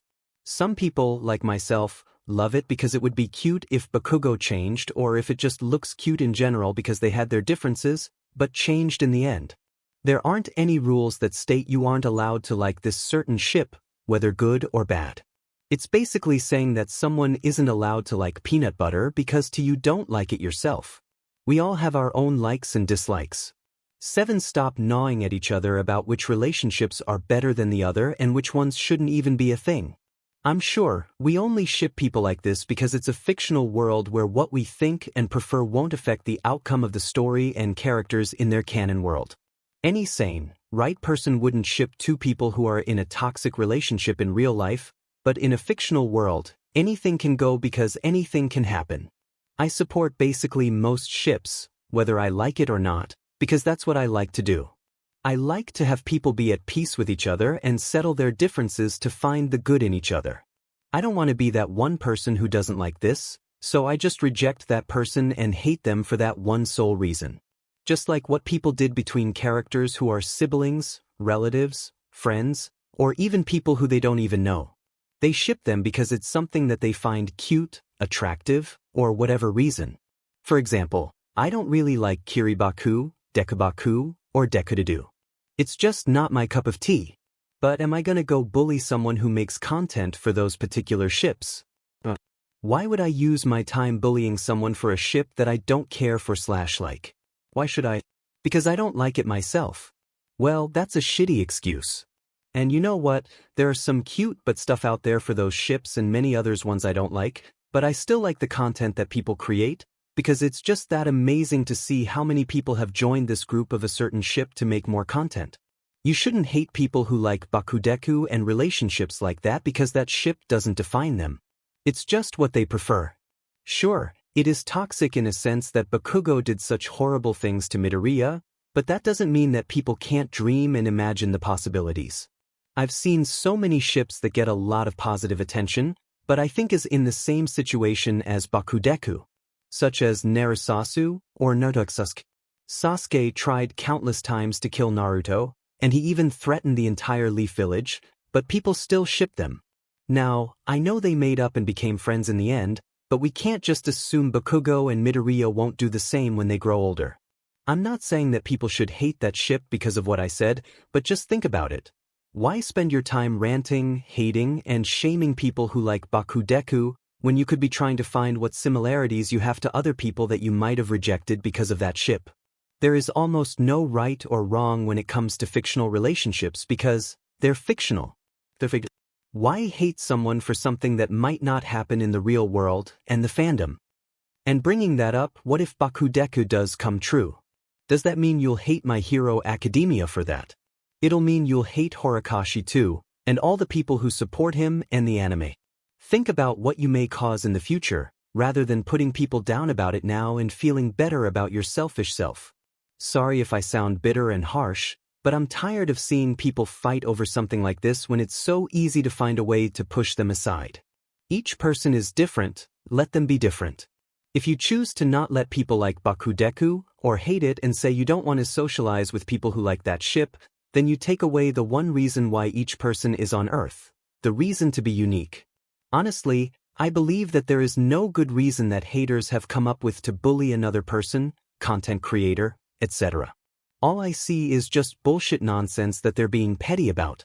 And hell, You can rant all you want about how you don't like the ship, feel free to because it's your own opinion, no one should stop you on that. However, this isn't the case for attacking other people about it and saying that they're pedophiles, that they support toxic relationships, and more. F off. If you're only bringing that into the fandom, then you might as well just leave, because as much as there are haters out there who will band together, there are more people out there who will defend the victim. No type of bullying is rightful in my book. And hey, if you hate me because of this, then fine. I'll take all that hate. If it means saving someone else from having the feeling of guilt and rejection on their shoulders, then I'll gladly take it. If you truly love a fandom, then you'll respect the things other people do in that fandom. And if you want to rant to me how stupid and how sick I am, then fine, do it. There. 13. I'm tired of seeing people hurt and seeing their content stop or vanish because of others' selfishness and oblivion to the damage they inflict upon others. Those are the people that you should hate, the ones that selfishly hurt others to make their point stand. If you do that, you're no better than a heartless villain. Hell, you might even stoop to Bakugo's level when he was heartlessly bullying Midoriya when they were kids, like how all the haters so love to shove into people's faces. I'll gladly shield others from the hate those people throw at people like me. Because meddling when you don't have to is the true essence of a hero. To third-person POV, it was the day after those who passed the test to get their provisional hero licenses. They had class today and only one person was up at this time, Midoriya. The young teen found himself staring up at the ceiling of his dorm room, his green eyes dark with confusion. He was currently rubbing his sweaty forehead from waking due to a nightmare. What's happening to me? Midoriya asked himself as he sighed and lifts his right hand to look at his scars that crawled around his palm and his forearm. Lately, even during the provisional hero license exam, he had been feeling like absolute SHT. He never knew he could feel like this since he was in fact so happy to finally get one step closer to becoming a hero after getting his license yesterday, but for some odd reason, it was as if his mind and body wouldn't allow him to rejoice that feeling. Is it because of what I chose to do? The teen asked himself, continuing to stare at his right hand blankly. His mind whirled with so many unanswered questions as he glanced to his phone to check the time. 4:07 a.m. It read. Midoriya sighed again and let his right arm fall back down to his forehead. Ever since he returned, things have been different. He wasn't in the dark, isolated room that belonged to the League of Villains. Instead, he was with his classmates who were completely oblivious to what had happened to him, but he didn't blame them, they wouldn't know either even if he tried to explain. Things went by smoothly and quick actually. He and his classmates went through the exam and all of them ended up passing except for Bakugo and Todoroki, but they could still get their licenses through another way. The green-haired boy knew he should be feeling happy and excited that he was getting closer to becoming the hero he wanted to be and the hero he promised All Might and his mom. However, he's been feeling a great weight on his shoulders and heart, preventing him from having a clear mindset. Midoriya felt like how he used to be in middle school before he joined you. Before he got his quirk, and before he met All Might. The shadows haunted him and lingered around each corner he turned and passed, lurking and waiting for him to lower his guard. Then, Midoriya decides to relay back to himself everything that's happened so far apart from the exams. After some time of thinking to himself, he found that there were many things that were stressing him out. Stressing him out enough for him to lose his control of his emotions and even his judgment. First was how things would play out now that he's returned to this time. Second hit him much harder than the first, All Might's retirement as a hero and the symbol of peace.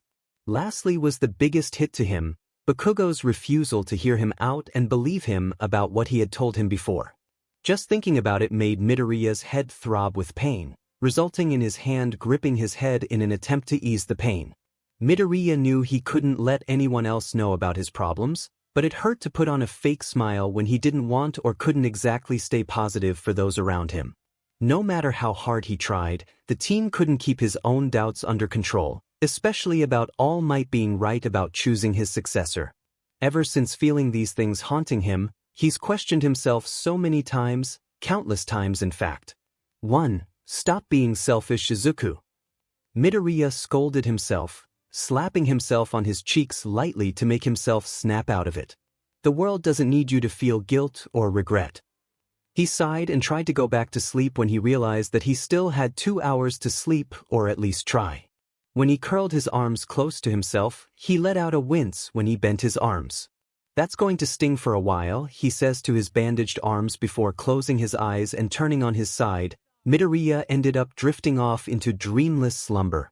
But before he could fall unconscious, succumbing to exhaustion, he let the question that bothered him the most linger in his head as his last thought.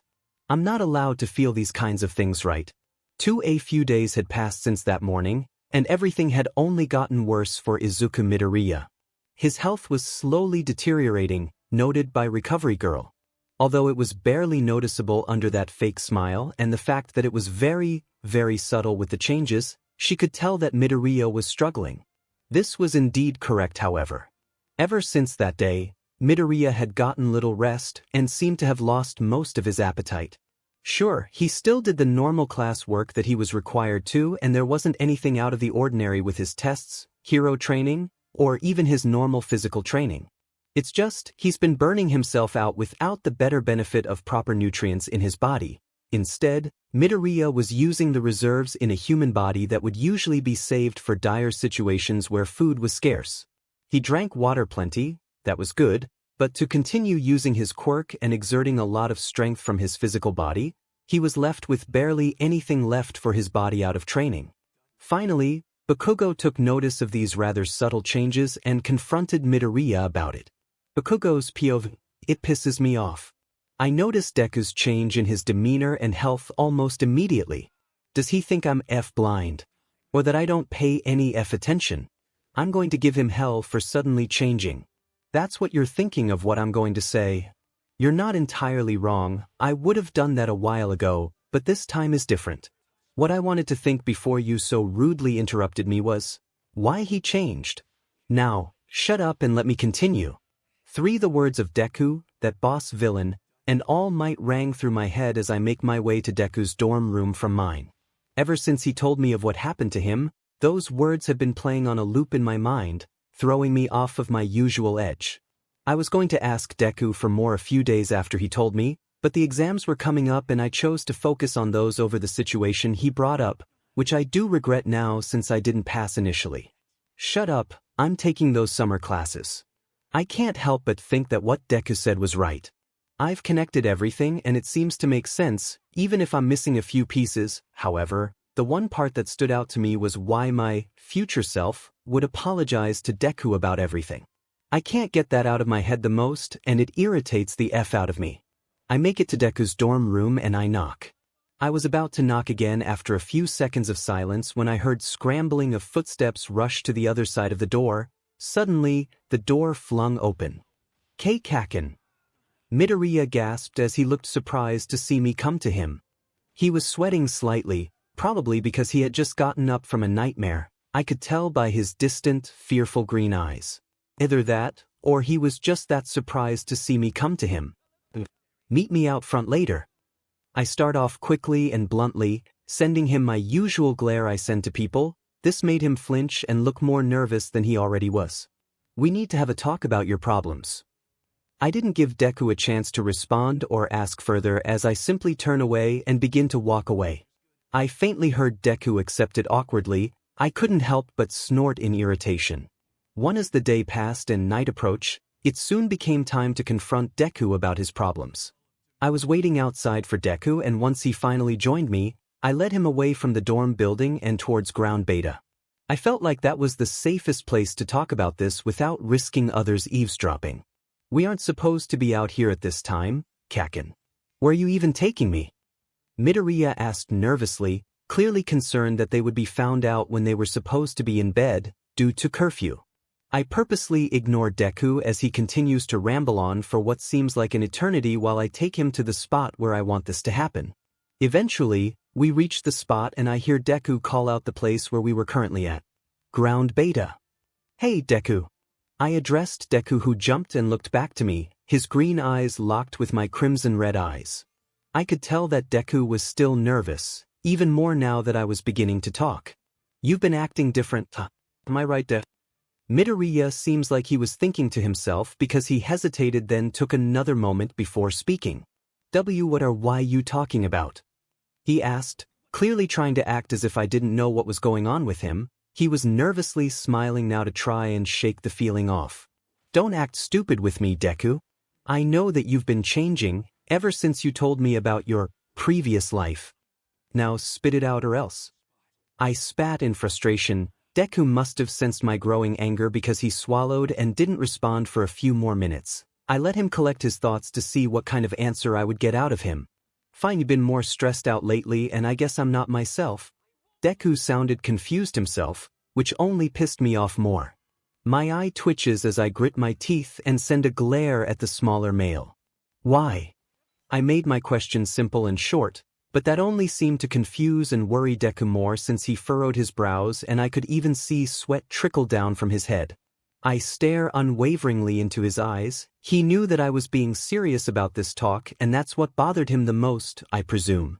Third-person POV Midoriya hesitated again. He didn't want Bakugo to find out. He was the last person he thought should know of his problems, especially the ones that have been dragging him down recently.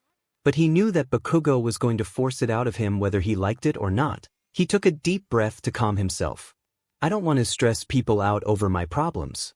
I don't want to drag you down. Midoriya tried to say as vaguely as he possibly could. All of his muscles were tense right now and that didn't help the fact that he was beginning to sweat a little from being nervous and scared of Bakugo's reaction, but he tried to remain strong. He had to. Damn it, Deku. Just spit it out already. Bakugo had raised his hands threateningly, causing Midoriya to instinctively shield his face in case the blonde-haired male attacked him, but that's when he saw it. What's that? He cut himself off and suddenly asked, his eyes locking with the bandages he sees under Midoriya's sleeve of his long-sleeved shirt. He knew that Midoriya hadn't done anything to mess them up and there shouldn't be a reason to wearing bandages, plus, he spotted some dark coloring along some areas of them. Midoriya took a step back when Bakugo seemed to have spotted the bandages around his arms. He couldn't let him see. He couldn't let anyone see. He needed to get away and back to the dorms. Maybe then he could avoid this conversation with Bakugo and his suspicion. However, Bakugo had other plans. Suddenly, Bakugo lunged forward and managed to grab Midoriya's left wrist, but he missed his right wrist, which allowed the smaller male to pull it back in panic. Midoriya tried to push Bakugo away as he was forced to the concrete below, landing on his back and having the wind knocked out of his lungs slightly. Kaken. Stop. Midoriya pleaded, but Bakugo acted as if he didn't hear him. The older teen started to rip his shirt apart. The green-haired teen suddenly reacted before he could think things through. He launched a punch at Bakugo, punching him across his face and causing him to be knocked off of him. Midoriya scrambled to his feet but noticed that Bakugo tore his shirt in half, revealing what was under. Bakugo's eyes widened at the sight in front of him as Midoriya's long-sleeved shirt fell to the concrete where they were just wrestling. Bandages were sloppily wrapped around Midoriya's arms, chest, and his lower neck area. Some patches were a dark red color, BLD. The BLD stains seemed to be mostly around Midoriya's wrists, lower neck, and his chest. That was where most of the damage was. Midoriya took a few more steps back, looking at Bakugo fearfully. It's not what it looks like, Kaken. I've just been training more than I should lately. Midoriya tried to cover up the truth, even if he knew it was too late now. His green eyes were now filled with deep anxiety and regret for allowing Bakugo to get the upper hand and surprise attack him. Bullshit. Spat Bakugo, who now stormed towards him, gritting his teeth in anger and frustration. What have you been doing to yourself, huh, Deku?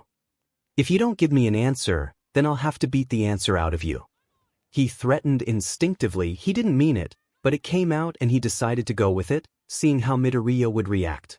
Midoriya took a few more steps back and found his back against the wall of a nearby building. He began to breathe heavily while Bakugo continued advancing towards him. Soon, Bakugo had Midoriya pinned to the wall just by his intimidation. His legs felt frozen and he couldn't move. Answer me, Deku. Bakugo roared in fury as he raised his right hand, his palm letting out a few small sparks as a warning. He was now swinging his hand at the younger teen when suddenly, Midoriya grabbed his wrist and prevented him from hitting him. Bakugo stared at Midoriya in confusion and surprise, but just before he could ask, Midoriya's eyes glowed a bright green and turquoise green-colored bolts of lightning sparked all around his body. All of a sudden, Bakugo was flung across to another building, being thrown at it with a surprising amount of force, but he caught himself before he could hit the wall. Bakugo faced Midoriya in more anger since Midoriya forced him back, but it immediately shifted from anger to confusion. Midoriya's attitude had completely changed. His eyes were wide and full of malice, while his hands were clenched into fists. His face no longer held fearful emotions, but bloodlust and hatred. His green eyes blazed with so much negative emotions that it could make even the evilest of villains shudder and quiver in fear under their harsh gaze. Pure hatred shone in his eyes while his body showed dangerous amounts of strength just by the electricity crawling around Midoriya's body.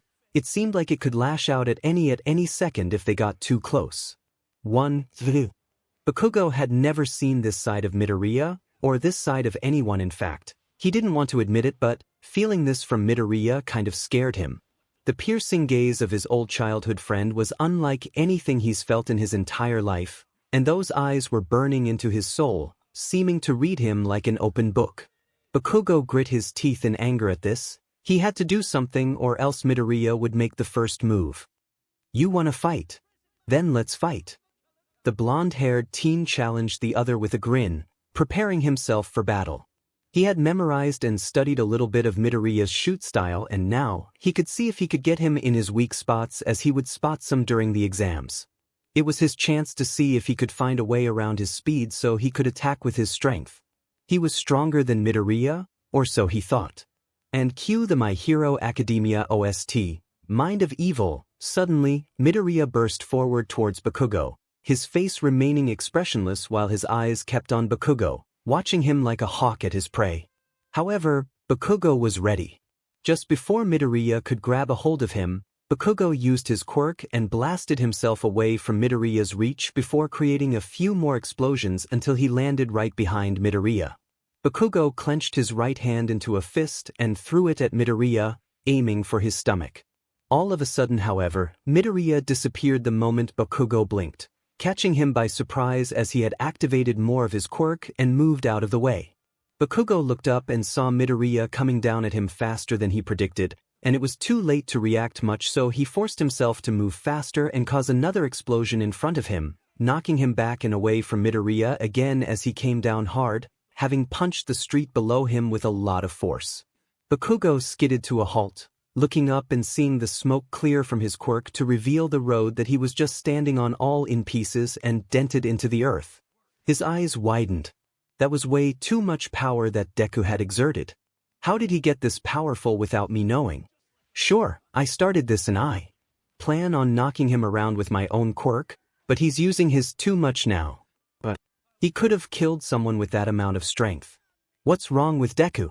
Bakugo asked himself, analyzing the situation carefully since Midoriya was just starting to get up from the street. He just created a crater in. He could see glowing green eyes and lightning peering through the last remains of the smoke. He's looking at me differently. He was just afraid of me earlier, so why is he so suddenly different?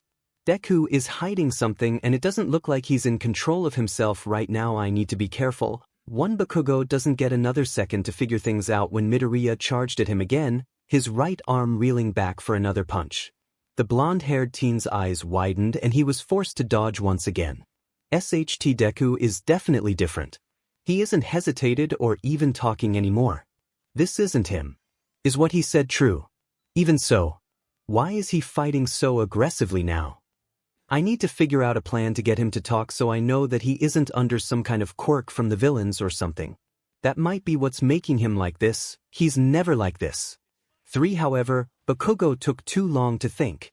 Midoriya, this time, threw a kick at him, landing a solid blow to his face. This made Bakugo go flying into a nearby building.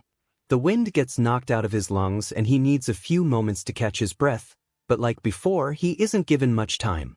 Midoriya goes up to him and throws Bakugo to the street below him. Bakugo coughs out BLD as a result. Deku, W8. Bakugo managed to cough out as he tried to catch his breathing from his aching lungs, But Midoriya ignores him and continues. The green-haired teen forced Bakugo down by pinning him, but what he did next surprised Bakugo and sent fear through his heart. For Bakugo let out pain screams as he thrashed, trying to get free but failed. His hands lay limp and useless after Midoriya let go of them. Midoriya had broken Bakugo's wrists like twigs. "Is this what you wanted, Katsuki Bakugo?"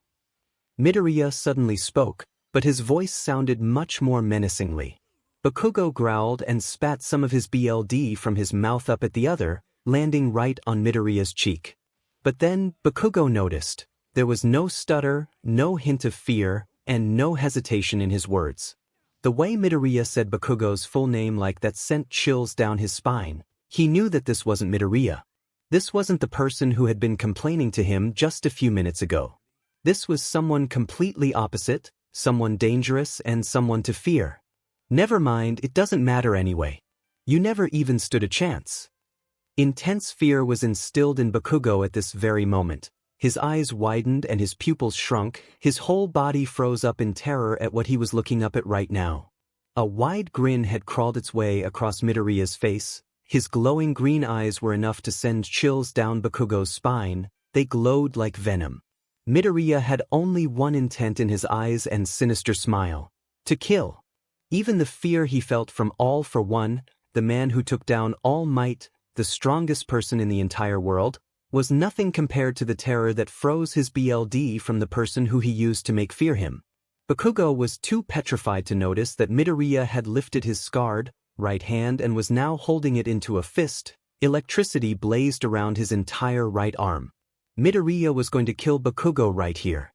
"𝗧𝗵𝗃𝗃." A soft voice spoke, making Bakugo snap out of his terrified trance. He blinked his fear away as best as he could as he finally saw Midoriya regain himself. Midoriya immediately got off and backed away, trembling like a leaf in the wind, his eyes wide while he deactivated his quirk. He was horrified to see Bakugo like this, especially like this by his own hands. Midoriya begins to breath heavily, his mind swirling and making him feel dizzy. He grips his head tightly and starts to mutter incoherently to himself. His eyes remained wide while he stared at the earth below him. His breathing grew heavier and faster. He was beginning to hyperventilate and he didn't even know it. The green-haired boy could faintly see someone else come to Bakugo's side, helping him sit up and glancing at his direction, but he couldn't recognize who, nor did he hear whoever seemed to be calling him. It was as if his mind was blinding and deafening him from the outside world, making him more confused as to what was currently happening. Midoriya suddenly heard what was happening around him after a few moments. He immediately recognized the person and the voice of the one helping Bakugo, All Might.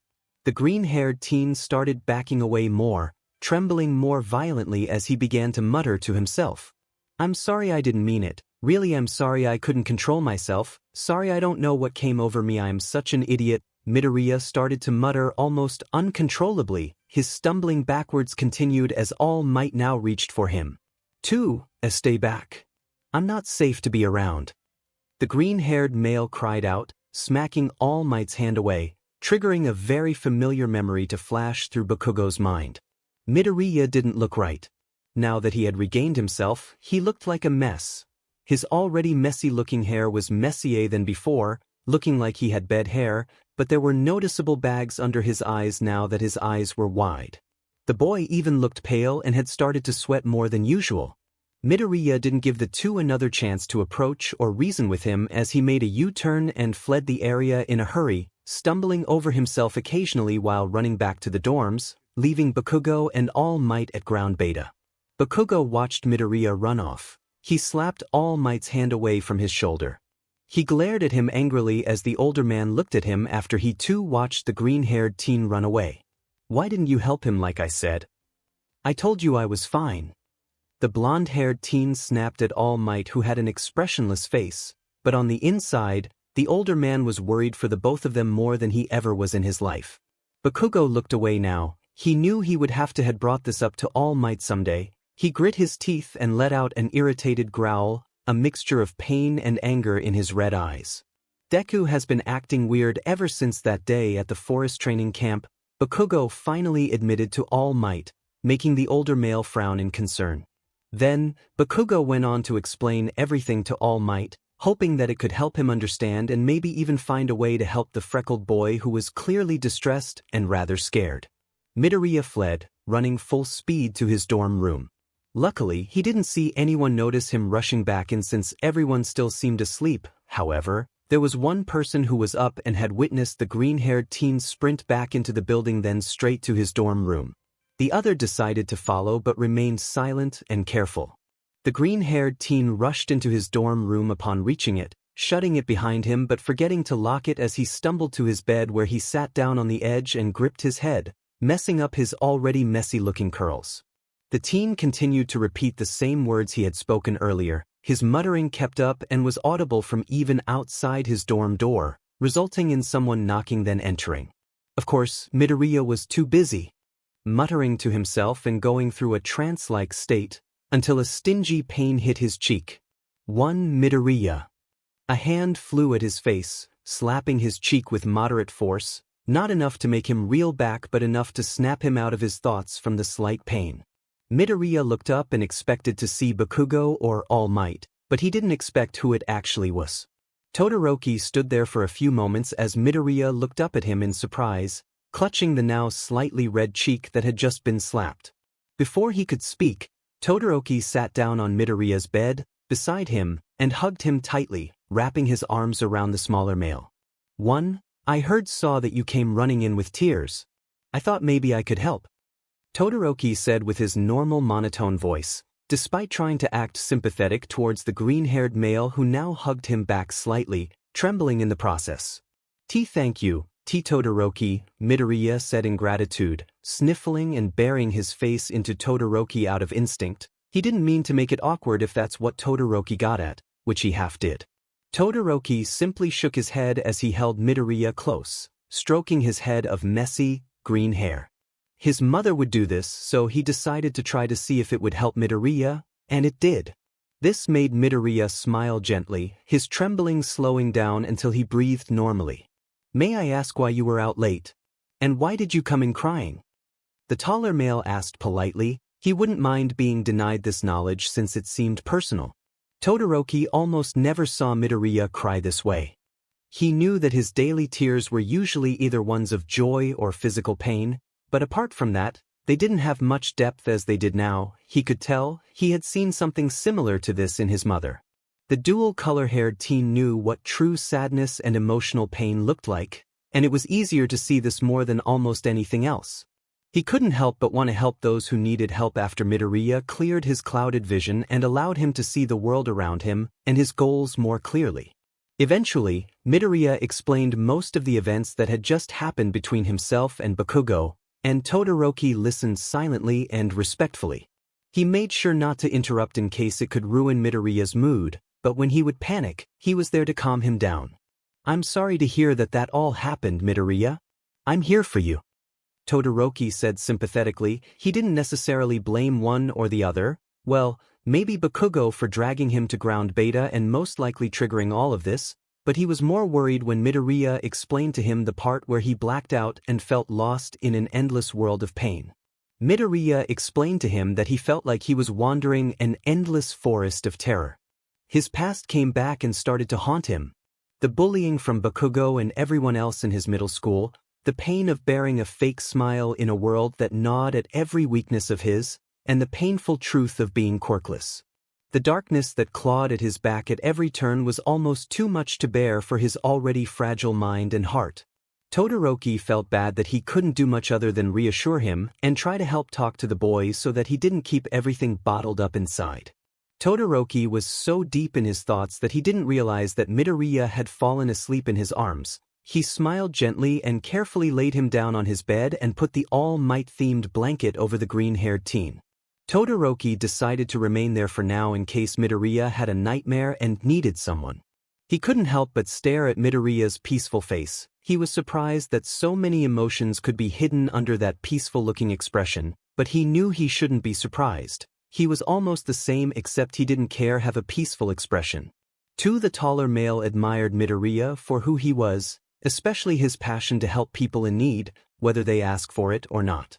His unwavering passion to become the #1 hero so he could save people with a smile reminded him of All Might, and since he admired the former pro hero, naturally, he learned to admire the one who seemed most like him. Todoroki then remembered how bitter he was towards everyone around him before he met Midoriya. He had been so blinded by his hatred and defiance towards his father that it clouded him to those who were trying to become friends, people who could have helped him, but he ignored them. Actually, he channeled his anger into his cold stare and his venomous words, and unintentionally, he threw them at people who weren't even associated to 𝗵𝗃𝗧𝗏. But when he fought Midoriya at the sports festival, he couldn't do anything but listen to him when he had questioned the boy during their match. Todoroki didn't expect Midoriya to risk victory to save him. For all Midoriya knew, he could have chosen not to listen and continue to fight without using his full strength. However, the boy's words and the amount of passion and emotion in his words were what helped push him beyond his boundaries he had set for himself. Todoroki unleashed his full power and used his fire quirk even though he had devoted most of his teen years to using only his mother's powers to show 𝗵𝗃𝗧𝗏 that he could be #1 without his fire. However, due to Midoriya's compassion and his words of encouragement, Todoroki changed and his ideals shifted. He no longer wanted to ignore his father and never use his left side. He wanted to become the #1 hero. And Midoriya knew that there was a definite difference between the two, and had shown the light on the difference for Todoroki to see and to realize, allowing him to finally accept that he couldn't pretend 𝗵𝗃𝗧𝗏 wasn't his father. He had to face the facts that he had done cruel things in the past, but when he was cold and bitter towards everyone, he was letting 𝗵𝗃𝗧𝗏 win. He could put those in the past and move on, but he couldn't shut them out and pretend he wasn't related to his father. Midoriya changed him for the better. He opened up the world for him for more opportunities and more happiness and enjoyment in his life other than becoming a hero just to prove his father wrong. After becoming who he is now and with a wider vision, he was able to see how foolish he was before. He saw so many flaws of himself that he didn't think that it was him who was making all of his idiotic mistakes. Now, Todoroki could become a hero, and possibly the #1 hero so that he could save people, not prove his father that he could become successful without half of his quirk. "Young Midoriya, are you in there?" A voice snapped Todoroki out of his thoughts along with a knock on the dorm room door. He looked to the door and recognized the voice. Then, the man opened the door and stepped inside. "All Might. Young Todoroki, why are you here?"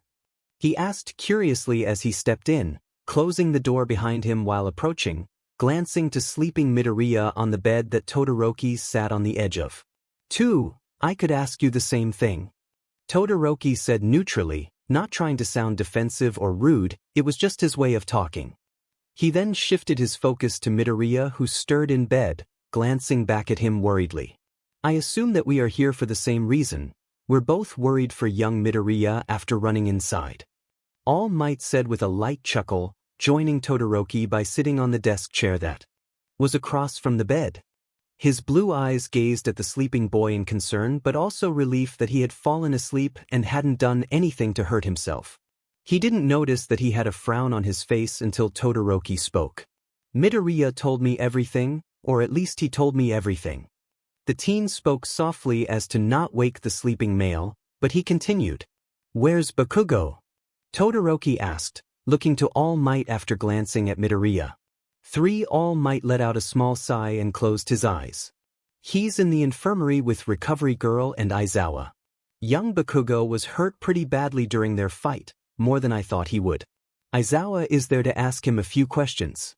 Young Midoriya was the last person I thought would hurt someone that badly, especially young Bakugo.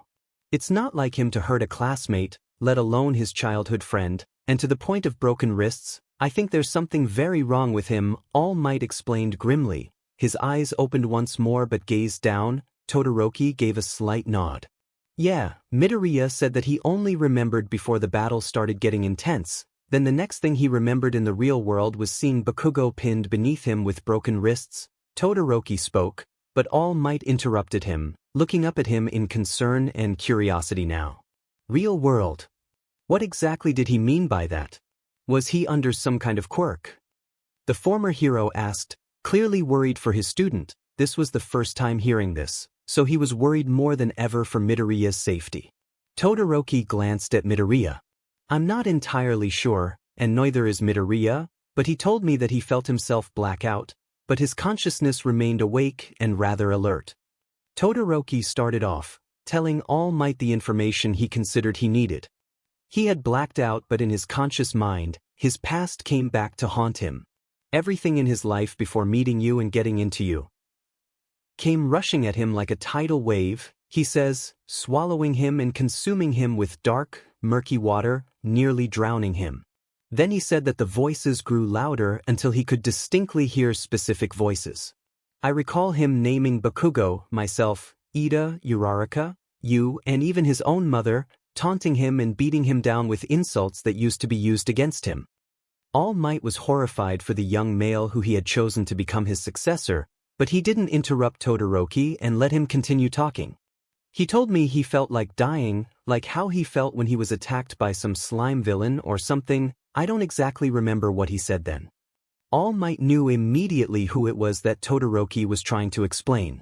It was the day he met Midoriya and saved him from the sludge villain who had tried to suffocate the young boy and tried to use his body as some sort of skin suit so he could escape. But anyway, Midoriya went on to say that he felt all the oxygen leave his body and he could feel his strength fading as if it were being sucked out of his very life force. Midoriya mentioned that he's been feeling odd lately, and although he told me of his experience when he was blacked out, he didn't want to tell me about his emotions and experiences out of that. I feel like he's hiding something from us, but I don't want to ruin our friendship by pushing it and asking him about it. I'm not good with talking to people about their problems, as I have my own that I still haven't entirely overcome, and I hope that you could possibly help him since you two seem so close. Todoroki asked All Might after taking a glance to his left hand when he mentioned internal problems and struggles. One All Might chuckled lightly, surprised at how observant the dual color-haired teen was, but he couldn't deny him, he and Midoriya were very close. He could even say that Midoriya was almost like a son to him, and he was sure the boy saw him as a father figure, especially since his apparently hasn't been around for who knows how long. He smiled gently, reassured that Midoriya would be safe with Todoroki if he ever felt unsafe with others. I care deeply for all my students, and it just so happens that young Midoriya gets himself into trouble and a lot of pain. He half lied to Todoroki. He still couldn't tell anyone who didn't already know that Midoriya was the successor of his quirk, One for All. Not that he couldn't trust Todoroki or any of the students, but he just didn't want it to become someone they talked about normally in case they mistakenly say it in public. You know how the public and how news reporters are, they could practically stick their noses in places that they shouldn't and not feel shame, especially in this world apparently. Fourth wall break from narrator. I have to go, I apologize, but I hope I could leave him to you for now, All Might. Todoroki stood and politely bowed to All Might, who simply nodded. Thank you for staying with young Midoriya and being a good friend. All Might thanked Todoroki, standing and bowing in respect as well, getting a small smile from Todoroki, who then proceeded to turn and leave the room quietly, closing the door behind him as he left. All Might sat back down into the chair and now turned his blue gaze to the sleeping teen. Young Midoriya, I hope that you can allow me and others to help you through your own inner battles, All Might murmured to himself, concern still clear in his voice while he let out a small sigh. Now that it was just him watching over the teen, he couldn't help but think about the past and how he first met Midoriya. That day when the sludge villain decided to show his face around this city. He had been in hot pursuit of the villain after he seemed to have robbed a bank and entered the sewer systems to follow it after it tried to escape through there. However, he had lost track of it and wandered through the system for a while. He didn't want to admit it, but he was a little lost in the sewer system since it was troublesome to navigate through. However, he had just arrived in time to save the young boy as the sludge villain had tried to take his body to escape in, supposedly insert Lenny face. 5 All Might had captured the villain and luckily, Midoriya hadn't died. He remembered thinking the green-haired boy was just another one of his loyal fans. It made him chuckle to think that that fanboy would be the one to change his life forever, as much as he changed Midoriya's in such a large, impactful way, that he would strive harder than anyone else to have a chance to chase his dreams of becoming number one. He remembered he even told Midoriya that he couldn't become a hero without a quirk, despite knowing that he himself used to be quirkless just as he was, but All Might lacked the ability to see Midoriya's gold heart until he had thrown himself into danger, even without a quirk, to try and save his friend as the sludge villain had captured him. Both Midoriya's actions and his passion to save his friend no matter the cost allowed him to finally see who One for All's next successor will be, and he even learned a lesson from the boy that day, the one he said as he landed the finishing blow to the villain. He wasn't living up to his own ideals, that heroes should always risk their lives no matter the cost. After that, he saw clearly that he had been mistaken about his judgment that Midoriya had been someone who messed up his opportunity to capture and jail the sludge villain. Sure, he did mess it up, but it allowed him the chance to finally find the person with a pure heart to inherit his torch. All Might was relieved that Midoriya had accepted his quirk, and when they started training he honestly didn't have much hope for him, that he was one of those people who talked bigger than they could act. But when the final day came, the day of the 𝗬𝗧𝗵𝗃 entrance exam, he was greatly proven wrong. All Might had been completely astonished when Midoriya not only met his requirements, but exceeded his expectations and proved to him as his first stepping stone that he meant every single word. That was when Midoriya had proven to him that he was truly worthy, in mind, spirit, heart, and strength. Ever since then, All Might had never doubted if he had chosen the wrong successor. He knew that Midoriya had his quirks and he needed to work harder to improve himself and to catch up with everyone, but he also knew that he was, in a way, ahead of everyone already. While most of the other students wanted to become pro-heroes for their own personal goals, Midoriya and even Bakugo strived to become the best so they could become the #1 hero and the next symbol of peace. They wanted to fight villains to save people, while some looked to gain money and fame. However, All Might already knew that those two heroes in training knew now that pro-heroes were not all about that, even if the media can dub them as so.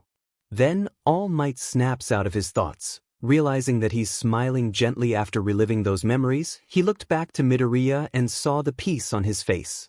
All Might keeps his own smile. Sure, he was worried, but he knew Midoriya was strong. He decided to remain in his dorm room here to keep watch in case. "Help! Someone please!" cried out the green-haired boy who was being overwhelmed by crackling, black tendrils. They gripped and wrapped around his arms, legs, and body, almost latching on by now, sucking him deeper into the abyss of black waves beneath him. He was trying so desperately to reach out towards the light above him, but it felt so high up, like the sun, millions of light years away. "Someone! Help!" He called out louder and in more desperation as the black tendrils were beginning to overpower him. He struggled harder and even tried to activate his quirk. However, when he tried to, he would only feel more pain coursing through his body. It was as if he was being dragged down, but by something internal, and he felt like it was coming from his quirk, but he didn't know how or why. This was One for All, right? Then why did this have the same feeling as One for All but didn't look anything like what he's seen? He had so many unanswered questions. The green-haired teen soon felt himself slipping further away from the light above, sinking deeper into the dark waters below. He couldn't do anything but silently scream now, his cries drowned out by the rushing water below him. He felt his vision fade as he's being swallowed up by the black waves. Soon, he feels the Arctic cold waters surround his entire body, forcing the rest of his body to go numb while his vision fades to nothing and all he hears is the emptiness all around him. The green-haired male could feel the feeling of loneliness all around him, caving in on his lungs, forcing him to expel the last bit of air he had taken before vanishing under the 𝗵𝗃 waves that had just been crashing so far below him just a little bit ago. Alright, this may sound or look cheesy as hell, but I did it for a poem project for my LA class last year and decided now to post it here. It's a freestyle poem. Feel free to give me feedback about how I did, but please don't hate me for making so many not a chapter chapters. Next chapter is the main turning point of the story. As far as I'm planning it right now, it may change depending on how I make it.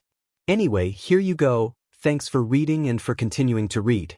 Plus Ultra. Izuku Midoriya, I'm sorry. You don't have a quirk. Those are the words that haunt me every day. The bitterness of tears still stain my work as I walk down the corridors of decay.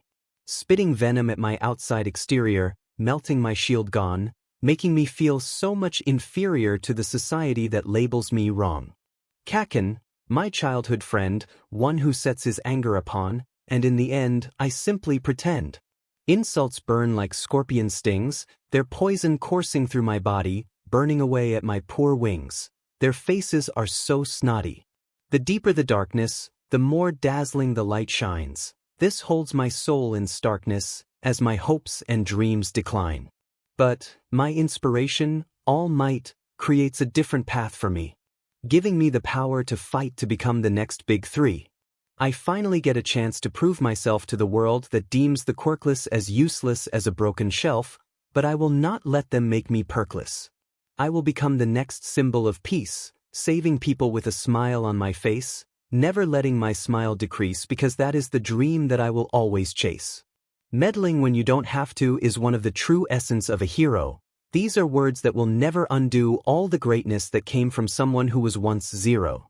Deemed worthy of his power, I will keep the fire lit in the cold as I have been given in power to take the villains down who are uncontrolled.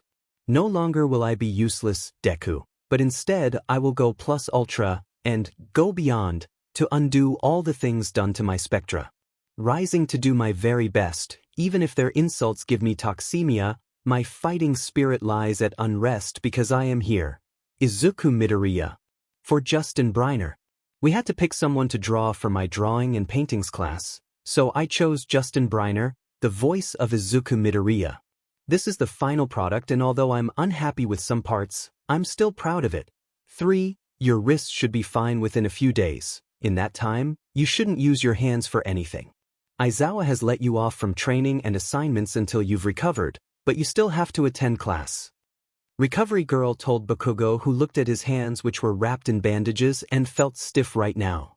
He felt useless without his hands since they were the key to his whole quirk.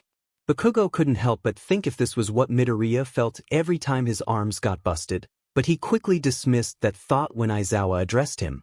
He was also in the room. So, tell us what happened between you and Midoriya. All we know is that you two got into a fight and you ended when All Might arrived. But other than that, and your broken wrists, we are in the dark. So explain. Aizawa told Bakugo, who snapped out of it and glanced at his teacher, then his red eyes returned to his bandaged hands. Deku lost control, Bakugo muttered. He never thought he'd ever mutter in his life, but he couldn't shake the feeling like something deeper was happening with what went down between he and the green-haired idiot. Bakugo knew that something was wrong with Midoriya, but he couldn't put his finger on what exactly was wrong. For the first time in his life, the explosive teen felt worry bubble up from deep within the depths of his stomach for the green-haired teen who had fled from him and All Might not too long ago. He felt a sickening feeling in his gut when he considered that maybe what he said, before the provisional hero licensing exam started, was all true. He knew that it could all have been made up, sure, but the coincidences of each event were too closely tied together to suggest otherwise, especially what he heard from all four. Right now, All Might had left him to go check on Midoriya, so Bakugo couldn't go and ask Midoriya for more questions, and he was left with his own thoughts. The blonde-haired teen grit his teeth when he connected more events together, and now he had more than enough evidence to consider this at least somewhat true. Midoriya was right and he was wrong. After saying that, Bakugo ended up leaving the room with Aizawa calling after him. He ignored his calls and walked away. He decided to stay at his parents' place for tonight since he didn't feel right to go to his dorm room just yet. He called for his parents and eventually, his mother came to pick him up. Once home, Bakugo was greeted by a familiar face. "Ah, Katsuki. I don't mean to sound rude, but how is Izuku?" Bakugo recognized the small, almost frail voice before he could even see the woman rush up to him upon opening the front door to their home. "Auntie Inko, why are you here?" Bakugo asked her. He was always much kinder to her than her son, by which he hasn't told her, and he guessed that the boy hadn't told his own mother either. Especially now that he has a better judgment and knows how to speak to certain people, he feels like he could properly communicate with some people. "Inko came over to visit, she got the call from you, and she's worried for the both of you." Mitsuki interrupted before Inko could reply, taking Bakugo's gaze from the shorter, green-haired woman to his own mother. He nodded and glanced down at his bandaged wrists before looking back to the green-haired woman. "Deku's fine as far as I know."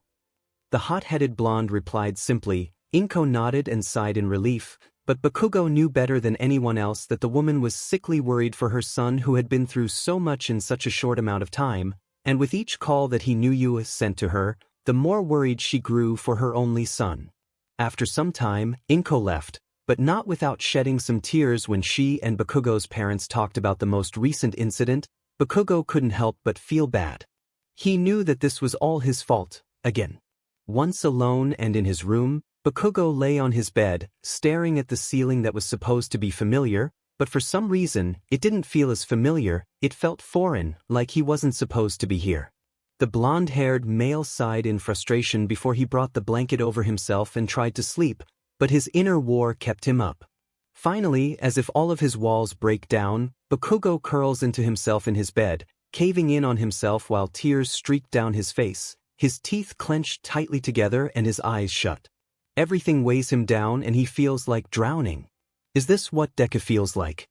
The following day, Bakugo gets a call from 𝗲𝗵𝗃. He had managed to fall asleep after a few hours of crying to himself, but apart from that, he couldn't really sleep. He checked his phone and noticed the 2 missed calls from the former pro hero, but he was currently calling with the 3rd call, so he picked up. "Young Bakugo, are you free today?" 𝗲𝗵𝗃 immediately asked. Once Bakugo had picked up and pressed the phone to his ear, the blonde grunted slightly as 𝗲𝗵𝗃 continued. "I was wondering if we could talk about what happened between you and young Midoriya. I have a theory and I want to know more so I could clarify. If you're free, could you meet me at 𝗬𝗧𝗵𝗃 as soon as possible?" The older male explained briefly. Bakugo was surprised that it sounded this urgent. What he wasn't surprised by was the fact that 𝗲𝗵𝗃 suspected something else than just a mental breakdown. "Sure. I'll come down right now," Bakugo replied before earning a thanks from 𝗲𝗵𝗃, then they hung up. The teen groans as he sits up, rubbing his sore eyes from having cried so much last night. After that, he goes to get dressed, get some breakfast, then he leaves to you. "Sorry if everything seems to be going by fast or if things are sloppy. I know I've been stalling with the actual angst like the story is supposed to be, so I'll try and get to it as quick as I could, without skipping key details. 1. Thank you again for coming as soon as you could, young Bakugo. I apologize for calling so many times in the early morning of your weekend, but this is very urgent, as you could already tell. Come with me. I also apologize for not mentioning this earlier on the phone, but we're having a meeting about this situation, as it was too big of a conflict to ignore and put a simple label on." 𝗲𝗵𝗃 explained, but Bakugo wasn't paying much attention until 𝗲𝗵𝗃 asked him if there was other information he didn't know, and the moment at the hospital flashed through his mind, prompting him to tell the former hero everything. He received a quick scolding, but they stopped their conversation as they entered the meeting room where Bakugo could see a few pro-heroes there: Principal Nizu, Aizawa-sensei, Endeavor, Vlad King, Midnight, Present Mike, Gang Orca, Ed Shot, Cementos, Ectoplasm, Mandalay, Recovery Girl, Ms. Joke, Gran Torino, Snipe, 13, Tiger, and even Kamui Woods and Me Lady were there. But Bakugo's eye twitched when he saw Todoroki sitting in the chair that would be next to 𝗲𝗵𝗃, separating himself from the other student. 2. Okay, so as I was saying, my theory is that something or someone must be causing young Midoriya to go on a rampage. Young Bakugo and young Todoroki have information that not even we would know about the boy. I've brought them here to explain to you all so that you may understand. 𝗲𝗵𝗃 explained to the group of pro-heroes gathered around on the large table. Bakugo was surprised that this many heroes would be called in for only a theory that might not even be true. "Go first, Icy Hot," Bakugo said to Todoroki when everyone was looking between the 2 students to see who went first. Todoroki simply nodded, but he could tell he was nervous. The heterochromic male stood up, addressing everyone in the room. 2. Midoriya told me that he felt lost in a dark world only a few moments after he and Bakugo stayed at Ground Beta. He explained how he blacked out and how he didn't know where he was, wandering in a dark forest while his past came back to haunt him. Todoroki started, glancing at Bakugo when he mentioned Midoriya's past. The blonde must have seen and heard his intent, and he visibly flinched from bringing that up, looking down in disappointment. Todoroki saw Bakugo's guilt and he decided not to press on with that. How could that possibly make him go berserk like that? We all have our inner demons. I don't mean to sound rude, but I'm sure that some events are more traumatic for others than his. Midnight spoke up when Todoroki had paused to glance at Bakugo. However, before All Might or Todoroki could speak up, the ill-tempered blonde stood up abruptly, gritting his teeth and clenching his hands into fists. Deku has more demons than anyone else. I know that for a fact because one of his demons is an actual person. Bakugo suddenly said. Todoroki's eyes widened and so did All Might's. They didn't expect Bakugo to stand up in defense for the boy that had despised Midoriya the most. Endeavor narrowed his eyes at the boy. Todoroki noticed this and held back the urge to wipe that look off of his father's face. Why do you say that? We are pro-heroes. What we go through is much more traumatic than... The man was interrupted when Bakugo let out a loud snarl, his anger boiling more and more. One of his demons is me. 𝗵𝘃𝗲. All Might and 𝗍𝗪𝗏 here know, but you all don't. Bakugo snarled, his eyes blazing with fury while his veins started to pop out slightly from his face. Everyone in the room flinched at the sudden outburst. 𝗍𝗪𝗏 tormented him when we were kids. I called him useless. I was the one who told him to kill himself in middle school before All Might saved us from the sludge villain. He cried out, purposely avoiding the details of Midoriya being bullied because he was quirkless. He knew right now, and so did All Might and Todoroki, that the school shouldn't know that Midoriya was once quirkless. As much as Bakugo hated his guts, he didn't want to make his life any more hellish and painful. He's depressed and hurting because of my stupid butt and my pride. I was too stupid to realize that I was hurting him more than anyone else could see. He continued on his outburst, seeming to finally let out the emotions he had forced back last night. They all came spilling out of his mouth as if they would be his final words. However, he didn't let any tears fall, as much as he wanted them to fall so he wouldn't bottle it all up. All Might put his hand to his shoulder, but he shoved it away. However, when Todoroki came over and put his own hand on his shoulder, he let him do so. It seems like the two had come to terms that there were times to fight, and times to submit. Bakugo would never admit to anyone, but he somewhat respected Todoroki as someone becoming stronger. Not that he didn't consider All Might, it's just that he felt like All Might wouldn't understand as much as the two students would for their friend who had been gravely hurt, emotionally and mentally. Finally, Bakugo seemed to calm down after Todoroki rubbed his shoulder in a friendly and comforting manner. Eventually, he continued to speak in the silent room. In our battle, Deku expressed a lot of strength that he wouldn't dare to direct towards his classmates. He had a different look in his eyes and something was off about his usual aura. Before I knew it, I was facing off against a totally different person, one who was dangerous and had a murderous intent. Bakugo started to explain the events at ground beta, moving on so that he could possibly rid their minds of his outburst and his emotional breakdown. Deku was coming at me to kill, not to spar. I know it wasn't him, he's never been that kind of person, and he would never resort to violence right off the bat, no matter what the situation. He always thinks the situation through and observes the opponent from a distance before moving in with his attacks. Bakugo continued, and that made Recovery Girl speak up from where she sat around the large table. The boy has been off lately, to be honest. I didn't tell anyone this because I didn't want to sound crazy by passing on rumors that had a chance at not being true at all. Anyway, I checked through his system and it seems like he's suffering from post-traumatic stress disorder. I don't know exactly what though. Recovery Girl reported, looking through her notes she had brought along to support All Might's theory. Todoroki agreed, but the teachers and heroes looked somewhat reluctant to agree so easily. 8. We may not know right now, but we have to know now if it would be safer to remove Midoriya from the dorms so he doesn't hurt the other students. Snipe said, getting agreements from some of the heroes while Bakugo and Todoroki looked agitated. The League of Villains are already targeting Deku. Removing him from the campus would only give the villains another step towards whatever plan they have. I remember hearing that from that boss villain who All Might fought before losing his powers. Bakugo butted in. The last thing they could do was remove Midoriya. To only hope that he would be safer at home, without pro-heroes nearby, would be basically giving him to the villains on their front doorstep. Midoriya expressed his fear for the League, especially their boss and Shigaraki. Todoroki agreed, his gaze looking back at All Might, who would nod to confirm all of this information. If you remove Deku from 𝗧𝗵𝗃𝗲 campus, then we might as well give him to the League of Villains right now. Bakugo finished, still angered at the hero's thoughts on removing Midoriya from their campus and dorms back to be with his mother, even if he still attended school here. The teachers and heroes looked on in surprise that Bakugo would defend Midoriya, but they didn't ask anything about it, instead, continuing with the subject. What exactly did you hear? 𝗵𝗃𝗍 spoke, her voice was sympathetic and she was one of the people who didn't think removing the boy would be a good idea. Tiger sat beside her, he seemed to agree with his partner. They were greatly affected by 𝗵𝗃𝗏 and the League of Villains as their other two partners had been injured.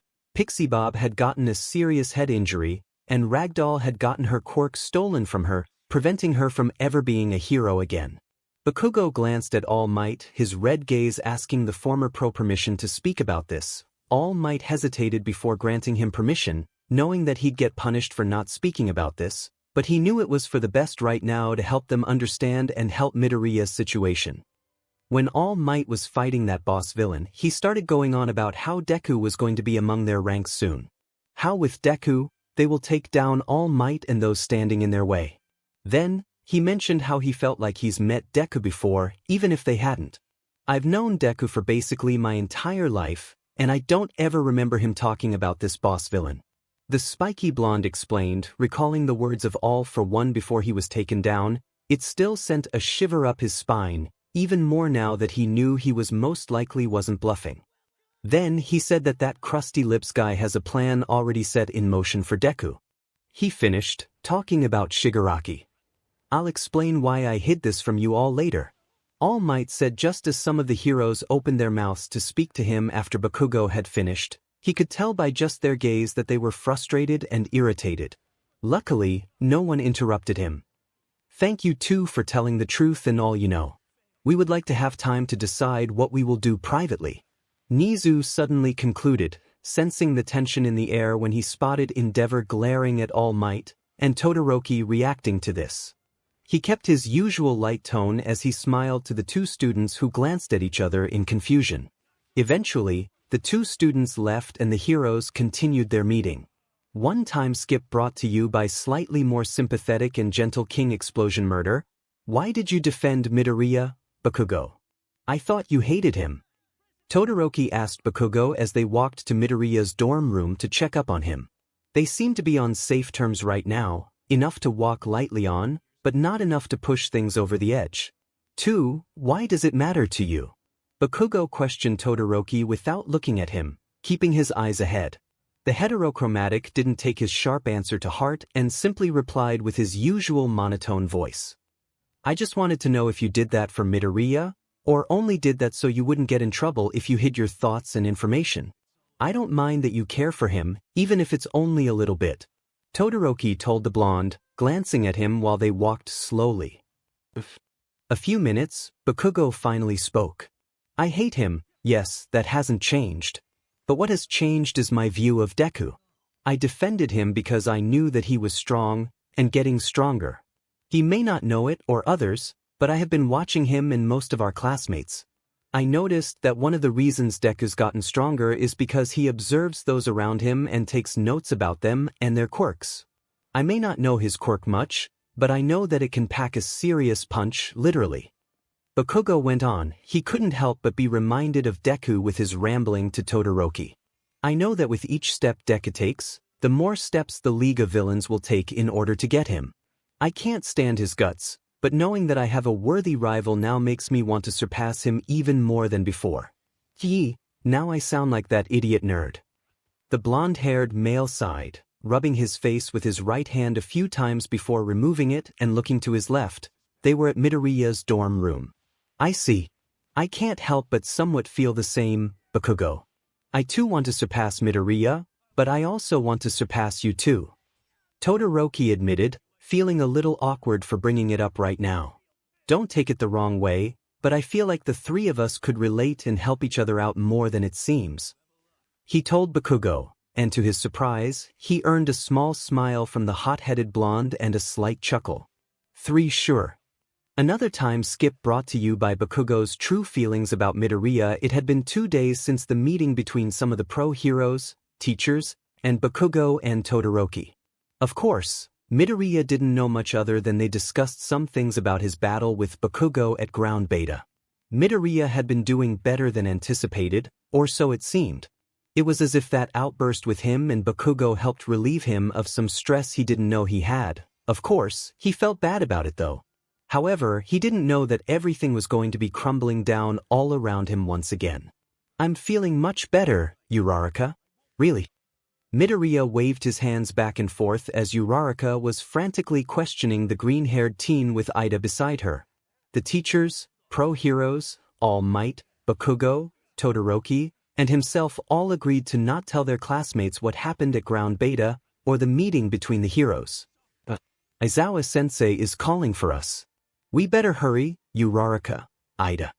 The freckled boy told his friends while pointing to Izuku, who glared daggers at them. They were the last 3 to arrive to the training session. The other 2 immediately apologized for making Midoriya late by asking him questions, then they all rushed over to the rest of their class, getting a smack to their heads by Izuku as punishment. "Alright, now that everyone is here, I will get on with what will happen today in class." Izuku started, addressing Class 1A who stood before him, listening to his instructions. "I will get you all into groups of 4. Each team will have 2 students be heroes, and 2 as villains. The 2 heroes of each group have to work together to try and defeat the 2 villains, as the villains will work with each other to try and defeat the heroes." Izuku explained simply. Ida raised his hand almost immediately. 3. I have a question, Sensei. Why must we be called hero or villain? Each role is the same. Ida asked Izuku. The class seemed to agree with his question. Because if you don't imagine the other pair as enemies, then you will simply go easy on each other. With how the League of Villains are right now, we can't afford to make things seem like the villains will hold back when you face them again. One day, you will all face villains, and you'll all have to fight them in some way, whether you want to or not. Izuku told the class. His stale gaze swept across his class as they looked at him, seeming to understand more. It may sound harsh right now, but you'll be thankful once you become pro-heroes. Now for the teams. Their homeroom teacher moved on now that the question was answered and out of the way. Team 1 will be Shoji, 𝗬𝗧𝗏, Sato, and Ishido. 𝗬𝗧𝗏 and Sato will be the heroes, Shoji and Ishido as the villains. Izuku announced the first group. Those students glanced to find each other, then gathered together away from the rest of the students who waited for their teams and roles. Team 2 will be Yaoyorozu, Azui, Aoyama, and Ojiro. Azui and Aoyama will be the heroes, Yaoyorozu and Ojiro will be the villains. Those students found each other too and gathered together. Team 3, Ida, Jiro, Kaminari, and Kirishima. Ida and Kaminari will be heroes, Jiro and Kirishima as villains. There were only 8 students now. Midoriya seemed worried and nervous, but tried to hide it as he waited for his name to be called. Team 4, Koda, Siro, Hagakure, and Mineta. Siro and Mineta as heroes, Koda and Hagakure as villains. Then, that left the only 4 who weren't mentioned. Midoriya swallowed as he glanced to see the last 4. Of course Izuku had to put the 3 of them together. His day couldn't get any awkward or nerve-wracking. Team 5 will be Tokoyami, Todoroki, Bakugo, and Midoriya. Tokoyami and Bakugo will be the heroes, and Todoroki and Midoriya will be the villains. Izuku announced the last team. Tokoyami didn't think much of it since he didn't know, but the other 3 seemed at least nervous or confused. But before any of them could protest, Izuku kept going, knowing that at least one of them was going to say something or protest. Go change into your hero suits and meet at USJ. The students knew that if any of them were to stay and ask questions or protest, then they'd get into trouble and wouldn't be able to participate in this training session, so they all went quickly. Izuku was now approached by All Might. I saw that you assigned young Bakugo, Todoroki, Tokoyami, and Midoriya together. What? All Might asked out of curiosity, walking over to join Izuku, who was walking to the USJ part of you. He tried not to sound angry or suspicious to the teacher. Because as much conflict as they've gone through, it would be better to make them work together rather than separate them. Aizawa explained simply. They entered the USJ building. Everyone was done except Midoriya's team, Team 5. Team 1's winners were Uraraka and Sato, the heroes. Team 2's winners were Yaoyorozu and Ojiro, the villains. Team 3's winners were the villains, Jiro and Kirishima. Team 4's winners were the heroes, Siro and Mineta. Right now, Team 5 were about to begin their own match. Midoriya was panicking a little. Being in this situation reminded him of when he and Bakugo fought not too long ago. As much as he tried to push it away, he couldn't. Now, here he was, he and Todoroki paired together as the villains while Tokoyami and Bakugo were against them as the heroes. Even the situation of their roles made him feel lightheaded. Begin! The loud announcer sounded and almost immediately, Dark Shadow came at them from behind while Bakugo was coming at the villains from the front. Midoriya and Todoroki immediately reacted. Because light is Dark Shadow's weakness, Todoroki told Midoriya he'd go after him and try to suppress him, although he was reluctant to leave Midoriya face Bakugo, whom came at them like usual, headfirst. But Midoriya took on that challenge and went up against his childhood friend. "Be careful, Midoriya," Todoroki shouted after. Midoriya, while releasing an ice wall to block Dark Shadow from trying to sneak attack his partner, then he proceeded to take on Dark Shadow with his fire. "I will." Midoriya glanced back slightly but was cut off when Bakugo came at him and threw a punch at him, sending him reeling and tumbling across the ground before the blonde pounced again. Midoriya immediately got back onto his feet and grit his teeth in frustration. "You shouldn't be facing off against me, Deku," Bakugo said as he approached the freckled teen who was now ready for battle, his hands clenched into fists and green sparks of electricity buzzing around him every so often. "I have to, Kaken. Todoroki is fighting Tokoyami and Dark Shadow. My quirk isn't able to suppress Dark Shadow unlike Todoroki's, so I'm left to fight you," the green-haired male explained briefly, his muscles ready to spring as Bakugo continued. "Look, I'll quit this dumb match if you... I want an honest fight from you since last time they messed it up." Bakugo flinched back in surprise. Who was that Midoriya described? He would ask himself as he stared at the green-eyed teen in front of him only a few feet away. But he heard Midoriya's request and decided to give it to him. It was the least he could do. "Fine, but don't say I didn't warn you," Bakugo responded just as he propelled himself into the air using his explosions from his palms. His grin widened in anticipation. Midoriya reacted to this by activating his quirk and jumping back to avoid the blonde coming down at him, causing an explosion to spark to life right where the other male was just standing. Midoriya skidded to a halt and launched himself forward, remembering every little detail he wrote down in his hero analysis for the future book about Bakugo and his quirk, even his little gadgets on his suit. He knew that Bakugo struggled against his speed, or at least comprehending it when he would use it in bursts rather than consistently, so he used that to his advantage. Bakugo got from the destroyed Earth, he just exploded and saw Midoriya charge at him.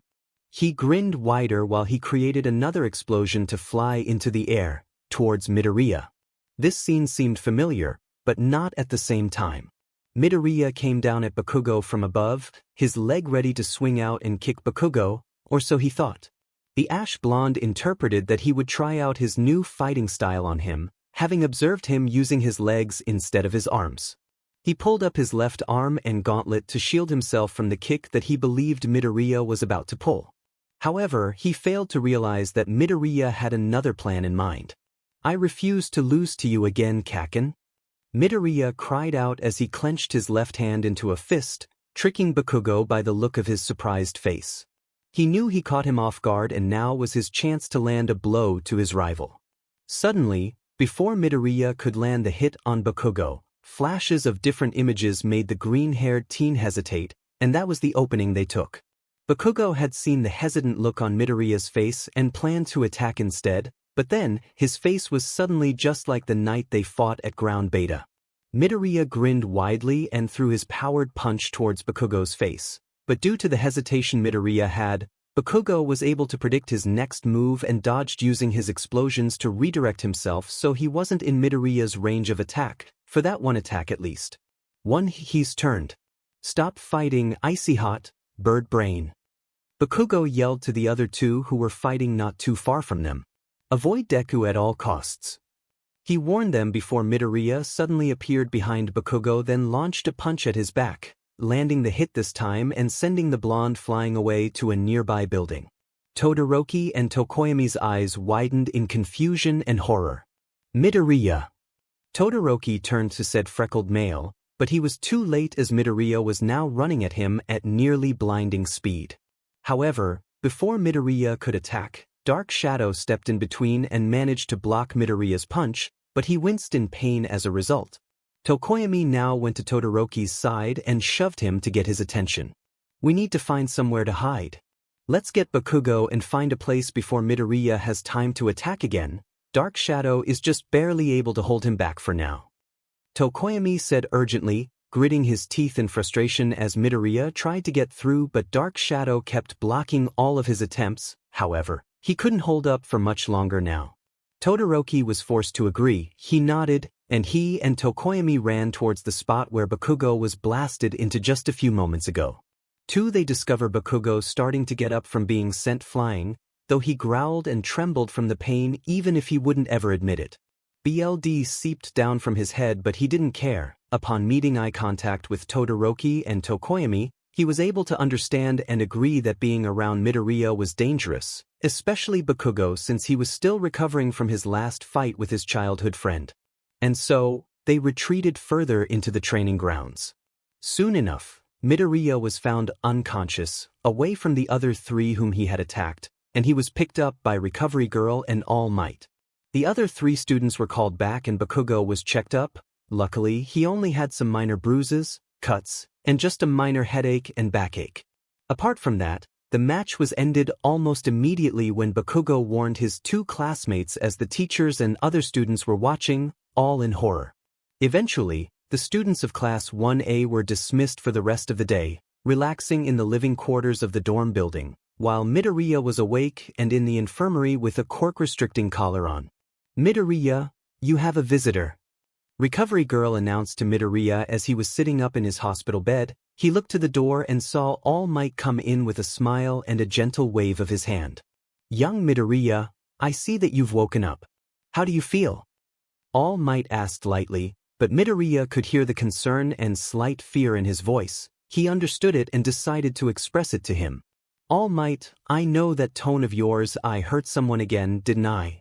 Midoriya asked grimly, his green gaze darkening with inner turmoil and anger at himself for not trying to prevent this from happening again. He lowered his eyes to his hands as All Might sighed and approached him, taking a seat in a chair after pulling it up so he could sit next to his successor. Unfortunately, you did. Although, young Bakugo isn't hurt too bad, so I suppose that you didn't in a way. But I didn't come here to talk to you about that. All Might started. His blue eyes tried to search Midoriya's green ones but saw only self-resentment and frustration. He decided to get right to the point after Midoriya doesn't respond and silence greets the both of them in the room they were alone in. I came to talk to you about what exactly goes on in your head when you black out. Midoriya flinched slightly and lifted his gaze to look at All Might in surprise that he wasn't going to get a scolding for hurting Bakugo again. I know you've told young Todoroki about what happened last time, but I feel like the same thing doesn't always happen when you black out. I feel like there's more. Do you mind explaining this? All Might asked, knowing that demanding it from the already. To believe that without a quirk, he can't be a hero. So, you're only making things worse for those around you. You're not even wanted anymore. No one wants to be around you because you are a target. I scolded myself while tears began to form and fall down my freckled cheeks, then the rest of my face. That's right, just give up. You mean nothing. Yeah. I know I should have died when that sludge villain attacked me. If only the villain was quicker. No, if only I had given up, then none of this would be happening. If only I had given up my last breath faster, then I wouldn't be in everyone's way. I muttered to myself as I make another slash before shifting the blade to my left hand and exposing my right arm to let the carnage continue there. I begin to cut there too. Third-person POV, I really am sorry, Kaken. I wasn't in control of myself. Midoriya started, but Bakugo cuts him off and waves a hand in front of him to stop him from continuing. I know you're sorry and that you weren't in control of yourself. Stop apologizing, 𝗵𝗵𝗃𝗧𝗏. It wasn't your fault. Bakugo grunted while they walked together around the UA campus. Midoriya had asked Bakugo if he had time to talk, and so, he agreed, and it led up to this point. I pushed you too far that day. I shouldn't have. He grumbled before he paused and looked to the green-haired male. But, Deku, tell me what happened to your arms. Midoriya's hair stood on end and his body tensed up. He tried to come up with an excuse. Oh, they're the scars I got from the sports festival and the forest training camp. Bullshit. Tell me the truth, Deku. Bakugo growls as they continue to walk. This time, Midoriya goes silent and lowers his gaze and head. The ash blonde waited for a few moments, but after 2 minutes passive silence, Bakugo finally breaks it. I used to be able to read you and predict what you'll do next. But now, I can't seem to even guess what will happen to you now. It pisses me off. The blonde growled, his hands clenched into fists in his briefs pockets. All Might told me about how you're his successor and that he gave you his quirk. I figured that was the case and questioned him about it. He told me the truth in the end. He grit his teeth too, his eyes narrowing forward while they kept walking slowly. Midoriya must have sensed his inner turmoil since he finally started talking once again. Either that, or he was surprised that All Might had told Bakugo their secret without him knowing. Midoriya understood Bakugo, but he can't help but be speechless that Bakugo is admitting his weaknesses, especially to him, but guessed it was because of the recent events. It's because in order to meet the expectations that All Might has set down for me, I needed to change. I couldn't be a scared, helpless boy for my whole life if I aim to be a hero. I want to stand at your side when we become pro-heroes. I had to make myself unpredictable to you in order for me to one day even surpass you, Kaken. The green-haired teen admitted, finally glancing at Bakugo before he turns to look at his hands again. Silence greeted them once again, but Midoriya tried to not let the silence get to them.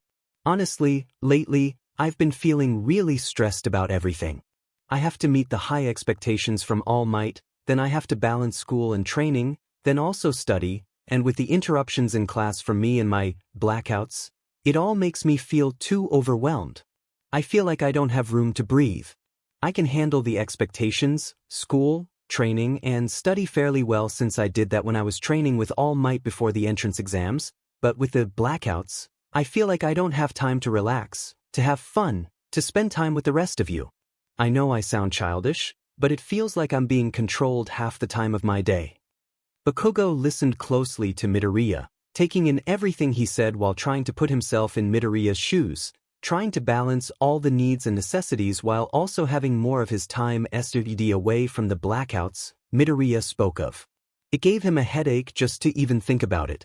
I want to know, Kaken, why do you all of a sudden worry about me? Midoriya asked curiously. He didn't mean to sound offensive or defensive, and Bakugo got that as he answered honestly. Because, as much as I hate you and your guts, it would be stupid of me not to acknowledge that you're getting stronger and that you have a target on you by the villains. Bakugo explained himself. His voice sounded angry because he was admitting more of himself, but now, his voice grew slightly quieter, almost shameful. Back then, at the hospital before the license exam, what you said, I believe you now. I feel like there's too many connections to what you said and everything that's happened to not believe you. The blonde added, finally admitting that Midoriya was right about what he had said. He felt almost guilty for rejecting him, in which he could have agreed and told a teacher or All Might sooner so none of this chaos would be happening. Eventually, the two accept each other's apologies and join their classmates who had just invited them to the school pool. This time, no competition of swimming, but more like water sports which, like always, got competitive, even more so with quirks added. Their day was looking perfect and relaxing, until the evening came a flash of green lightning, fire-red explosions followed by dark smoke, and pale blue-white ice all flew past the many buildings of the city they called home. However, right now, it seems like it was no longer their home, but hell. The three were alone, having left before all of their classmates and before the teachers could stop them. First was the green-haired boy, then the blonde followed after, and the dual color-haired male swiftly flowed after them. All were distressed and pushing their limits by now due to the speed in which they traveled, and the amount of distance they've covered so far without not using their quirks. Suddenly, they all skidded to a halt as they come up to the middle of the road they were following. The scene before them shocked them to their cores. There stood a tall figure with the distinctive, uneven grayish-blue hair that looked as if they hadn't been tamed for who knows how long.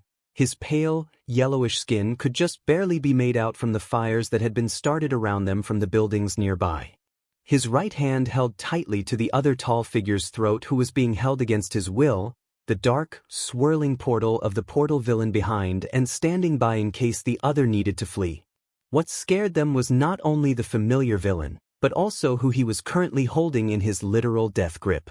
To everyone in the whole world by now, his golden yellow hair and large, dark eyes and blue irises could tell even the youngest of kids who this man was. All Might. "Let him go, Shigaraki." Midoriya yowled while his eyes were wide, along the other two boys who had followed him here. They were in their hero outfits, and that seemed to amuse Shigaraki, who started laughing. "So you three had time to put your dumb hero suits on before coming to the scene. How shameful. You waste too much time worrying about your stupid looks than those who are in danger and those who are eager to kill before you ever even get out of the DMN building." Shigaraki sneered, his grin widening from under the hand that was covering most of his face. His BLD red eyes peered. Traumatized boy would only make the situation worse, so he decided to ask if it was okay for him to explain further. Midoriya sighed quietly and nodded. "You're right. There are other things that happen. Actually, this time, I wasn't out for as long as last time, but I remember that this one is different." He started before continuing after he swallowed in hesitation. "I remember being in this dark room. I could tell it was a room because I could just barely make out the concrete walls around me and the heavy steel door that sat in front of me. I was on the cold floor and I assume I was trapped and chained to that room and floor because I heard chains dragging whenever I moved, but I could be wrong. Anyway, I tried moving but couldn't. Then I saw this tall, dark figure enter the room from the steel door. I couldn't make out who it was, but I have a feeling that it was either Shigaraki or All for 1 Inch," Midoriya explained, beginning to breathe heavily from reliving the trance-like state he entered while the other being had control over his body, which resulted in him attacking his classmates. "Then, the strange man just spoke to me quietly. He sounded ominous and intimidating." Midoriya continued as he gazed at his scarred hands almost blankly. His face was scrunched up as if he had smelt something pungent.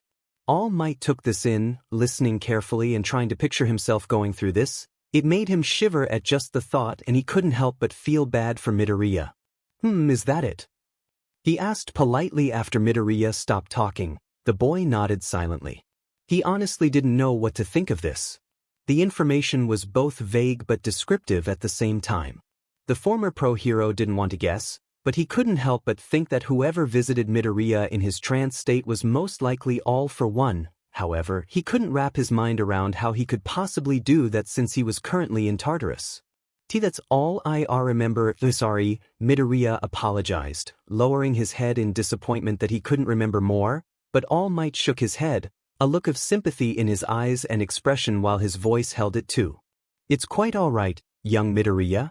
I understand that what you went through was traumatic and that you need time to recover. Thank you for sharing this though." The former pro hero smiled gently, making the younger male return the smile even if it was a little weaker than his own. All Might couldn't help but feel like he had chosen the perfect candidate to be his successor, even if Midoriya lacked abilities that others had, such as 𝗵𝗃𝗃𝗃. The young teen had no chance at first, and wanting to give him a chance upon seeing his pure determination to save others and defeat villains, he knew that no one could rival the boy. After a few minutes of talking about the past, mostly Midoriya's rigorous training, he was allowed to leave, but was told to keep the quirk-restricting collar on just for safe measures. He didn't mind. However, there were other things going on in Midoriya's head than just the fact that he lost it earlier. "Did you think that I'm a danger to others?" Midoriya finally asked, breaking the silence that seemed peaceful until he asked his question, making the tension rear its head around the corner they had just taken. All Might looked at the boy in concern, a frown clearly on his face while he noticed the other male looking at the floor as they walked slowly to Midoriya's dorm room. "Do why you still believe in me as your successor?" His voice got quieter now. What are you saying, young Midoriya? Of course I believe in you. If I didn't, then I wouldn't have chosen you in the first place. All Might said in surprise and disbelief that Midoriya would think of such a thing, but he guessed it was from all the stress and events that have been happening. Heck, he even doubted himself at times when he was with his own sensei. He felt pain in his chest when he saw Midoriya and heard his next words. I think it would be better if you gave one for all to someone else, someone more worthy. I just keep getting into trouble, and if I don't have one for all, then they could take me without you having to worry about the quirk getting to the League of Villains, he continued, his green gaze turning dark with self-hatred and disappointment in himself. Tears threatened to fall from his usually bright eyes, but he did his best to try and hold them back. Midoriya tried to keep himself under control, gritting his teeth in frustration too. One for all isn't the only reason why we would come to save you, young Midoriya. All Might said now, his blue gaze now containing sympathy as he reached for him and gently set his large hand onto the young boy's back, rubbing it carefully. One for all didn't change you, you know. You changed yourself because you believed that you had the power to save people, he said to the distressed boy, making him lift his gaze slightly off the floor. The former hero gently placed his hand to Midoriya's shoulder now. Remember what I said before about one for all and the previous users? Each one made one for all unique to them, added their own special twist to it with both their own powers and their different ways on how they use it. I believe that you will be the greatest user of one for all there will ever be because of your selflessness and your determination to protect and save others. Not many people have that, or at least the amount you have. You are truly the only rightful person to become my successor. All Might spoke truthfully, and his words must have worked because Midoriya started tearing up and a small smile appeared across his face. Without another word, Midoriya hugged his mentor tightly. Thank you for believing in me, All Might. If you believe in me, then I will do my best to make you proud. Midoriya's POV. You know that you're useless, you know that you're weak, you know that you're a failure. How dare you lie to All Might like that? How dare you lie to everyone, the whole world, that you will become the next symbol of peace? You can't do that. You will fail. You always fail. Why even try? Stop hiding from the truth. You got lucky once. What makes you think that you'll get lucky now? Forever. For that voice has been mocking me ever since I got here from the other timeline. I hate it. I don't know what to do anymore. It feels like whatever I do, the voice just gets louder and louder. I'm afraid that it'll reach a point where it's all I ever hear and think about while everything falls apart around me because of me. I'm afraid of losing those around me because of the target I wear on my back. I can see the disappointed look in everyone's eyes when they see me, especially All Might and Mom. I hear their encouraging words, but I know they don't really mean it. I should have just stayed a quirkless kid so I wasn't in All Might's way, and so I wouldn't worry Mom all the time. A few more will do, I whisper to myself as I make another smooth movement with my right hand which held the knife that I keep just in case I need to vent. I look at the damage I've done so far. BLD ran down my left arm from the open cuts, and every sting I received from shifting the limb made the stress of everything fade away. It made all my worries melt too. Then, I look up at the mirror that was in the bathroom that I was currently standing in. 2. Stop pretending to be the hero, Izuku. You're not. Everyone knows that, yet you refuse to see it, just like how a quirkless nobody refuses. Through the fingers of the pale hand, staring into the hearts of the 3 students. All Might noticed them and struggled more. Arun. Idiots. Get away 𝗵𝗃 here. He shouted out to them while trying to get free from the villain's hand, but that only prompted Shigaraki to inch his last finger closer to his neck, forcing him to freeze up. Stop struggling, All Might. You don't stand a chance now that your little protege has your power. But I will give you a chance. Then, the leader of the League of Villains turned back to the 3 boys, his red gaze landing on Midoriya, who glared daggers at him. 1. I'll offer you a trade. All Might, for Izuku Midoriya. If there is no deal, then it won't be pretty. The older man proposed, causing all 3 of the other males to look at the green-haired teen whose eyes widened. However, they all agreed almost immediately after Shigaraki's offer. Neither them, will ever give young Midoriya up. You won't ever get the boy, Tomura Shigaraki. All Might growled, smirking confidently while he glared at him, knowing that Bakugo and Todoroki agreed and were ready to defend Midoriya if they needed to. However, Midoriya looked hesitant as Shigaraki's threat echoed through his mind. "Fine then, remember that you chose this. Izuku Midoriya, this is your fault." Shigaraki grinned more, his expression similar to the one he had given Midoriya at the mall when they had a little, friendly chat together about All Might and Stain. All of their eyes widened in horror when Shigaraki's last finger made contact with All Might's throat, causing the skin to turn a pale gray color, then begin to rot away. The retired pro hero's own eyes widened. However, before Shigaraki could continue to disintegrate All Might faster, Midoriya activated One for All and threw himself at the villain, his fists clenched tightly and his body being filled with rage. "Let him go." Midoriya came at Shigaraki and managed to land a blow to his face, forcing him to let go of All Might as he sent flying away. The hand that had been on his face fell off. Without a second thought, Midoriya charges back after Shigaraki. Large sparks and bursts of green electricity followed him. Bakugo was going to follow when Todoroki grabbed his shoulder, then ran to All Might, who was dying, luckily, not as fast as they thought since Shigaraki only had all 5 of his fingers on the former hero for less than a second and a half. Bakugo followed and soon, they managed to prop All Might up onto some fallen debris from the buildings, his neck slowly turning into dust.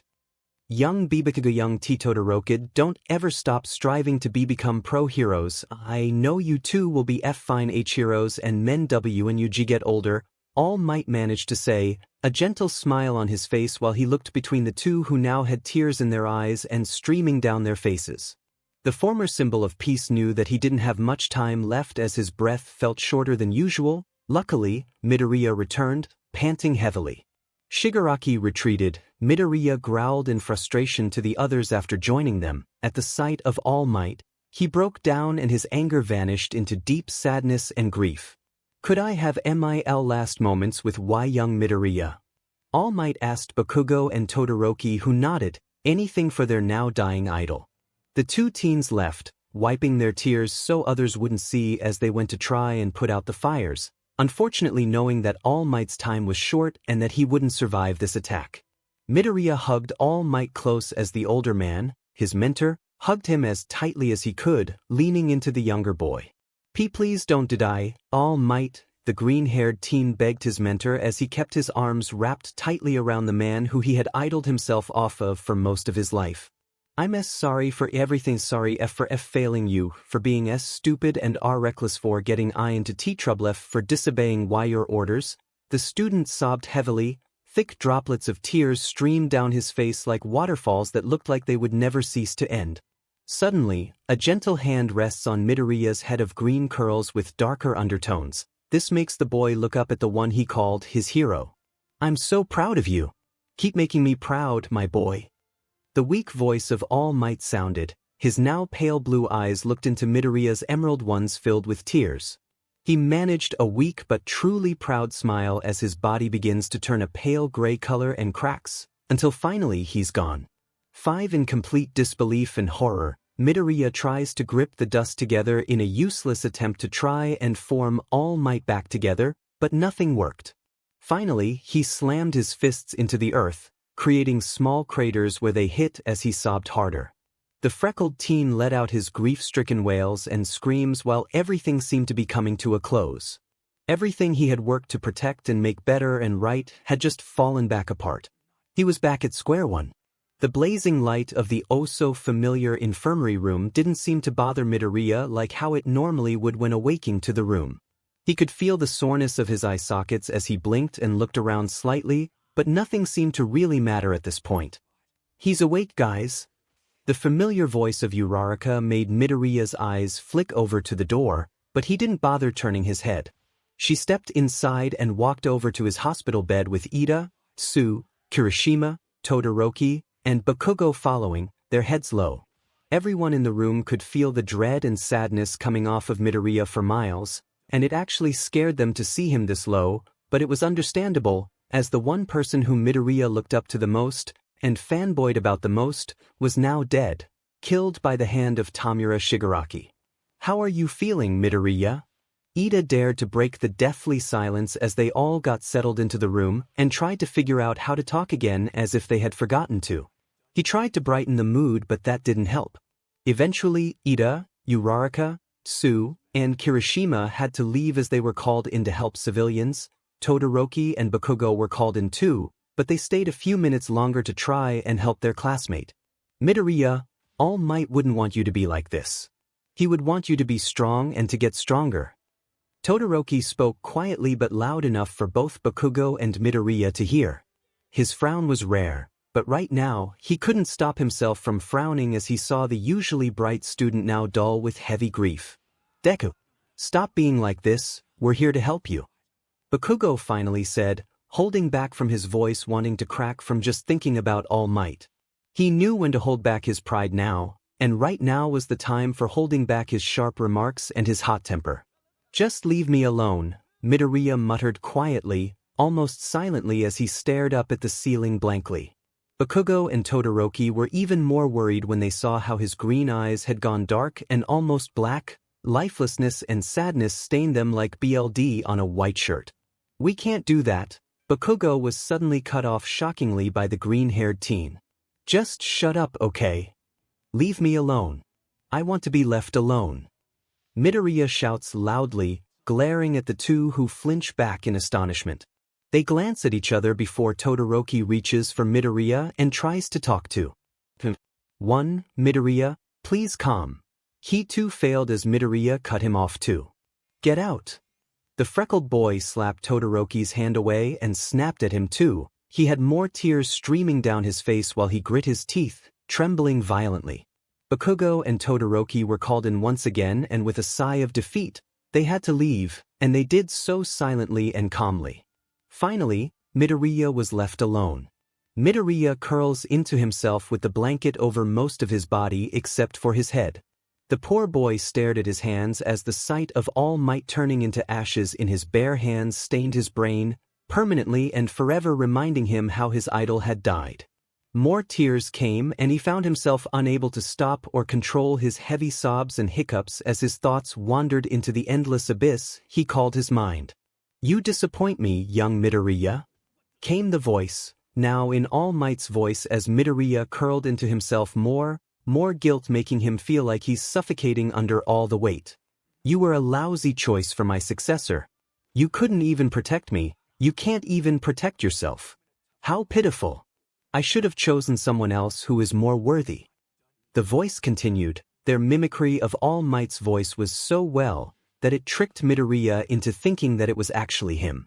Won the world that Midoriya thought he knew and had a second chance it was now broken and had disintegrated alongside the one whom he admired the most, his idol, his mentor, his father figure.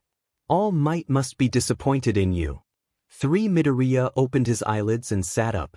He didn't recognize his surroundings, or anything at all as a matter of fact. The green-haired male couldn't make out anything from the abyss surrounding him again. He heard the voice, but also couldn't tell where it came from. You don't deserve anything he gave you. The stranger's voice echoed but reverberated off the invisible walls set around the boy who noticed this. He narrowed his eyes as a result and frowned his eyebrows in confusion. His voice became defensive. You don't know anything about me. Get out of my head. Midoriya growled in frustration. He tried his best to fend off the offending voice, but he knew that he wouldn't last long with his own doubts spilling into the front of his mind, and the stranger seemed to sense this. But I know everything about you, Izuku Midoriya. Midoriya's eyes widened as the voice chuckled and continued. You may think I don't, but let me change that. The next words the stranger spoke made the UA student shudder and feel chills run down his spine. I know that you came here from a previous, now non-existent time. I remember briefly what I did to you in the hideout while all your precious friends and heroes forgot all about you. You resisted the first year I had you, but after no one came to rescue you, you still somewhat fought back, but you broke. I remember experimenting on you, and you may have thought that you escaped by outsmarting Shigaraki, but in truth, I let you escape. The voice snickered, a sinister tone in their voice while Midoriya began to tremble in fear. You never fully escaped that even now. Do you really think that I wouldn't have thought this far? Foolish boy. Choosing to come back only sealed your fate. I am your 𝗵𝗃𝗧𝗧 now. You cannot escape me, no matter how far you run or where you hide, you will always answer to me. Midoriya gripped his head and shut his eyes, gritting his teeth. Get out of my head. Why, you're wrong. Midoriya screamed desperately, trying to ignore the man's voice, but suddenly, realization hit him.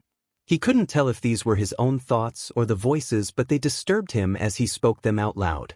𝗬𝗧𝗵𝗲 the reason for all of this, Midoriya suddenly said, releasing his head and staring blankly at his hands as they lay in front of him on his legs. If I hadn't joined UA, then Mom wouldn't want me to leave it, she wouldn't be worried sick about me. It's my fault that All Might gave me his power. If I had just let the heroes deal with that sludge villain, then none of this would have happened. I'm the one who injured Kakin and worried Todoroki and All Might. If I hadn't caught Shigaraki's attention, then All Might wouldn't have to have protected me more than before. It's my fault that All Might's dead, the green-haired teen muttered to himself, feeling himself become numb except for the sudden weight of extreme guilt on his shoulders. Suddenly, Midoriya opens his eyes to recognize his dorm room he had fallen asleep in last night after Recovery Girl helped him return there upon request. He sighs and wipes away his tears that streamed down the sides of his face. The green-haired male closed his eyes, then looked back up at his walls to see all of his All Might posters he still had up. He still couldn't believe that his idol, mentor, and father figure was gone so soon into his first year of becoming heroes. I'm sorry, All Might, don't think that I care about the rest of you extras. This is only because Icy Hot convinced me, and it would be better if everyone knew what was happening right now. Bakugo announced to their class as they were asked to gather in the main living quarters. Everyone was here, except Midoriya, of course. He and Todoroki stood beside each other, in front of their grieving classmates. We all know that All Might's death was very hard for all of us and the world to process. It was too quick and cruel how he went out, but we need to remember that he died to protect not only Midoriya, but the whole world. Todoroki started, holding back his own tears as well as Bakugo. Most of the class, however, couldn't pull that off. Most started crying and sobbing heavily, leaning on each other or embracing one another. Basically, everyone was in tears, but those who tried to remain strong for their classmates apart from the two standing were Tokoyami, Shoji, Siro, Kirishima, Yaoyorozu, and Jiro. We all were hit hard by this, but Deku was hit the hardest. He was there and he was holding All Might as he took his last breath. I know that we all admired All Might and looked up to him, but all of us could tell that the nerd adored All Might more than anyone else. He was the biggest fan of All Might more than all of us could combined. Bakugo lowered his red gaze, holding back his tears and trying not to choke on his words. He did his best to continue. Right now, Deku's in his dorm room, we should give him enough space. The blonde concluded, allowing Todoroki to speak while their classmates listened and tried to comfort each other. As Bakugo said, we should give Midoriya space, but we also need to help him. Like I said earlier, we are all going through our own dark times, but Midoriya had to watch All Might die in his arms while he couldn't do anything. Of course, we should help each other, but Midoriya is most likely to refuse help. That's when we should help him the most. Todoroki tilts his head up slightly to try and keep his tears from falling down his face. The more he talked about All Might and Midoriya, the more he wanted to cry and do everything he possibly could to try and reverse the pain Midoriya must be feeling, even if he knew that was nearly impossible. 1. We only ask to show Midoriya that we are here for him. You don't necessarily need to spend hours with him. I assume that some of us will already do this for him, and we understand that all of you are sad and grieving, so don't feel like you have to help. If you can't, then we won't judge you or respect you less. The heterochromatic spoke with a choked voice, closing his eyes now that some of the water had cleared from his eyes. Bakugo did his best to hold back his tears for as long as he possibly could, but in the end, they finally slipped down his face. Gritting his teeth, the ash blonde forced his words out of his mouth so he wouldn't suffocate on them. I know that I was in but to Deku in the past, even now, but God, it hurts so damn much to see him collapse. Sure, it hurt when All Might died, but I've known Deku longer, and I've never seen such sadness and guilt weigh him down. Deku's been strong, he endured all the 𝗧𝗵𝗲 threw at him when we were kids, And yet, he still saw me as his demon friend and he still wanted to surpass me. Everyone quieted down on their sobs a little and listened to Bakugo while he finally let his emotions speak. 2. I have never seen Deku solifless. He looked like someone else and all I could do was watch as he spiraled and he's still spiraling down into darkness. I'm weak to not realize that what I told him as kids is now coming back to ruin his life in his darkest time. Bakugo shouted as he lowered his head, an attempt to hide his crying face from his classmates while his hands clenched into fists and small explosions ignited from the palms of his clenched hands. Suddenly, Kirishima, Shiro, Kaminari, and Mina got up to embrace their blonde friend. Todoroki saw that Bakugo had finally given in to his tears, so he decided that it was okay for him to do the same. Uraraka, Tsu, and Ida came over to embrace their own friend. Then, they felt another person join their group. They looked up and saw the messy purple hair and his tired-looking eyes. Shinso. 3. I know I'm not part of this class, but I heard about the meeting you guys were having, and I decided to come and support. As much as I came off as uninterested and heartless, I care for Midoriya too, and the rest of you. I can't help but admit that him and the rest of you changed me for the better. Shinso explained himself, but the group gladly took him in, letting him join their group hug. Soon enough, the rest of Class 1A joined in, the two groups now merging so that everyone embraced one another in a way to help comfort and strengthen their bonds and minds. Third-person POV. It's been 3 days since Class 1A's meeting about Midoriya and about All Might's death. They had been trying to reach out to their classmate, but he didn't want to see anyone. More importantly, he didn't want anyone to see him like this. Midoriya was a mess. There were old tear stains on his face and heavy bags under his usually bright eyes. They were now dark and almost lifeless. He was only wearing some plain black shorts, but he had discarded his shirt long ago. Now, his daily routine was filled with nothing but aimless wandering around his dorm room, still filled with All Might merchandise, and disturbed thinking. That voice kept haunting his thoughts as if it were like an annoying mosquito, waiting for him to drop his guard so it could 𝗧𝗵𝗃 the very thing that kept him alive. Now, he found himself looking into his mirror, staring at himself. The green-haired male barely took the time to really take in facial features of his spiraling down self before he looked down at his scarred hands. Cuts, old and new, stained his arms like spreading bacteria. Some blood smeared across his skin and some of the newer cuts. Midoriya wasn't cutting himself. No, that was too easy. He was allowing his quirk to run partially free in his body. Basically, he wasn't controlling his quirk the entire time, letting some of the overwhelming strength of one for all scar and hurt his body just as it would if he were to release an attack at 100% of his power right now. Except, he kept the wounds to a minimal by controlling the amount of damage it did to his body so he didn't die, but allowed it to hurt him enough so he could feel the pain of each streak of too much power with each muscle fiber it attacked and snapped. 3 each day, his classmates would leave him some snacks and gifts outside of his dorm room, a sign that they were there for him. Midoriya felt extremely bad that he was forcing his classmates to deal with his problems when they clearly had their own, so he showed his own sign of acceptance by taking their small snacks and gifts into his room when no one was watching. His classmates were relieved that he at least showed he cared, let alone responded. This is a depressed Deku story, and it's supposed to have all this sad stuff, but I'm not good at it, and this is my very first book with this many people viewing it and liking it, so I'm not good with this. I'm going to speed some things up and shorten the story a little because I want to close this book up before I lose interest in it. Apologies. 1. Deku. Deku, you better open this goddamn door before I blast it down. Bakugo's harsh yet concerned voice sounded on the other side of Midoriya's door, knocking loudly and nearly breaking the door down with just that. Midoriya doesn't respond as he feels another streak of one for all flow through his right arm, causing yet another cut to form until the skin split a little, but just enough to allow some blood to ooze out of the new wound. He seems focused on the flowing blood while he didn't hear or see anything around him except for the wound. Bakugo's patience thinned until he finally had enough and blasted the door down. You little... Bakugo stopped himself when his eyes immediately shot towards the blood dripping down Midoriya's inner arm.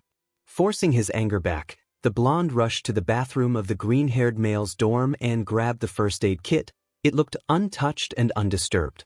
Bolting over to Midoriya, he yanked his bleeding arm forward and quickly started to wrap bandages over the bleeding wound. What the actual F, Deku? Midoriya finally looks up at Bakugo.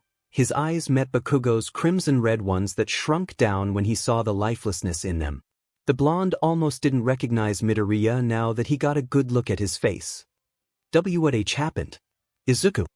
Midoriya's 𝗵𝗃𝗲. The familiar voice of my mother awoke me from slumber. I must have fallen asleep after 𝗂𝗃 came into my room, because now I was in the oh-so-familiar infirmary room at 𝗬𝗧.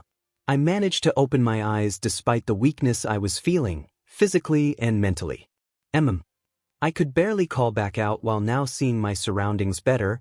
The blurriness that I usually had in my eyes was gone. My mother sat beside me in another chair, tears streaming down her round face while she was smiling and trying to wipe away her tears. I felt so ashamed, because while I was here in my dorm, sulking and being a pathetic excuse for a hero, I had forgotten about my mother. She must have been worried to death about me. I'm so sorry I couldn't reach you sooner. I'm sorry about All Might too, I should have been there for you. Hearing my own mother scold herself made my heart clench, and finally, after what felt like an eternity of an endless abyss, my emotions finally surfaced. And no, it's okay. Really, Mom? I should be sorry. I should have came to you sooner so you wouldn't have to worry. And so my classmates wouldn't have to worry. I weakly waved my hands back and forth to show her that it was my fault, but she didn't take the bait. Instead, we were interrupted by the door sliding open and a few people stepping inside the room, joining me and my mom. It's no one's fault. You both suffered a lot during these last few days. I recognized the people who came in. The one who spoke was Izuku-sensei, then he was followed in by 𝗂𝗃, Todoroki, Kirishima, Uraraka, and Iida. Izuku-sensei. I was quickly interrupted by a slap to my cheek after Izuku-sensei approached me. I was dazed for a moment but turned back in his direction, stunned and in bewilderment. Even my mom looked worried, even a hint of anger, but she seemed to understand.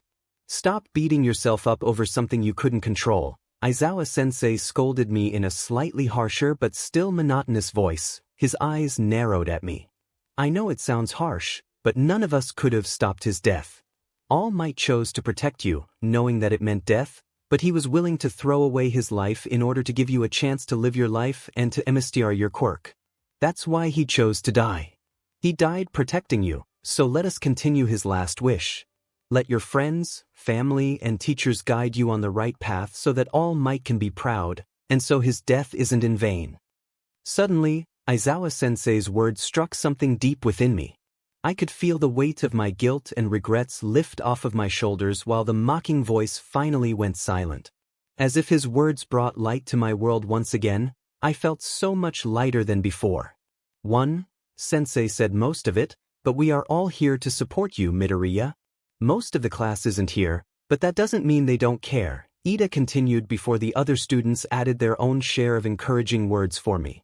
Hearing them made my world brighter and brighter. We'll stand with you against any villain.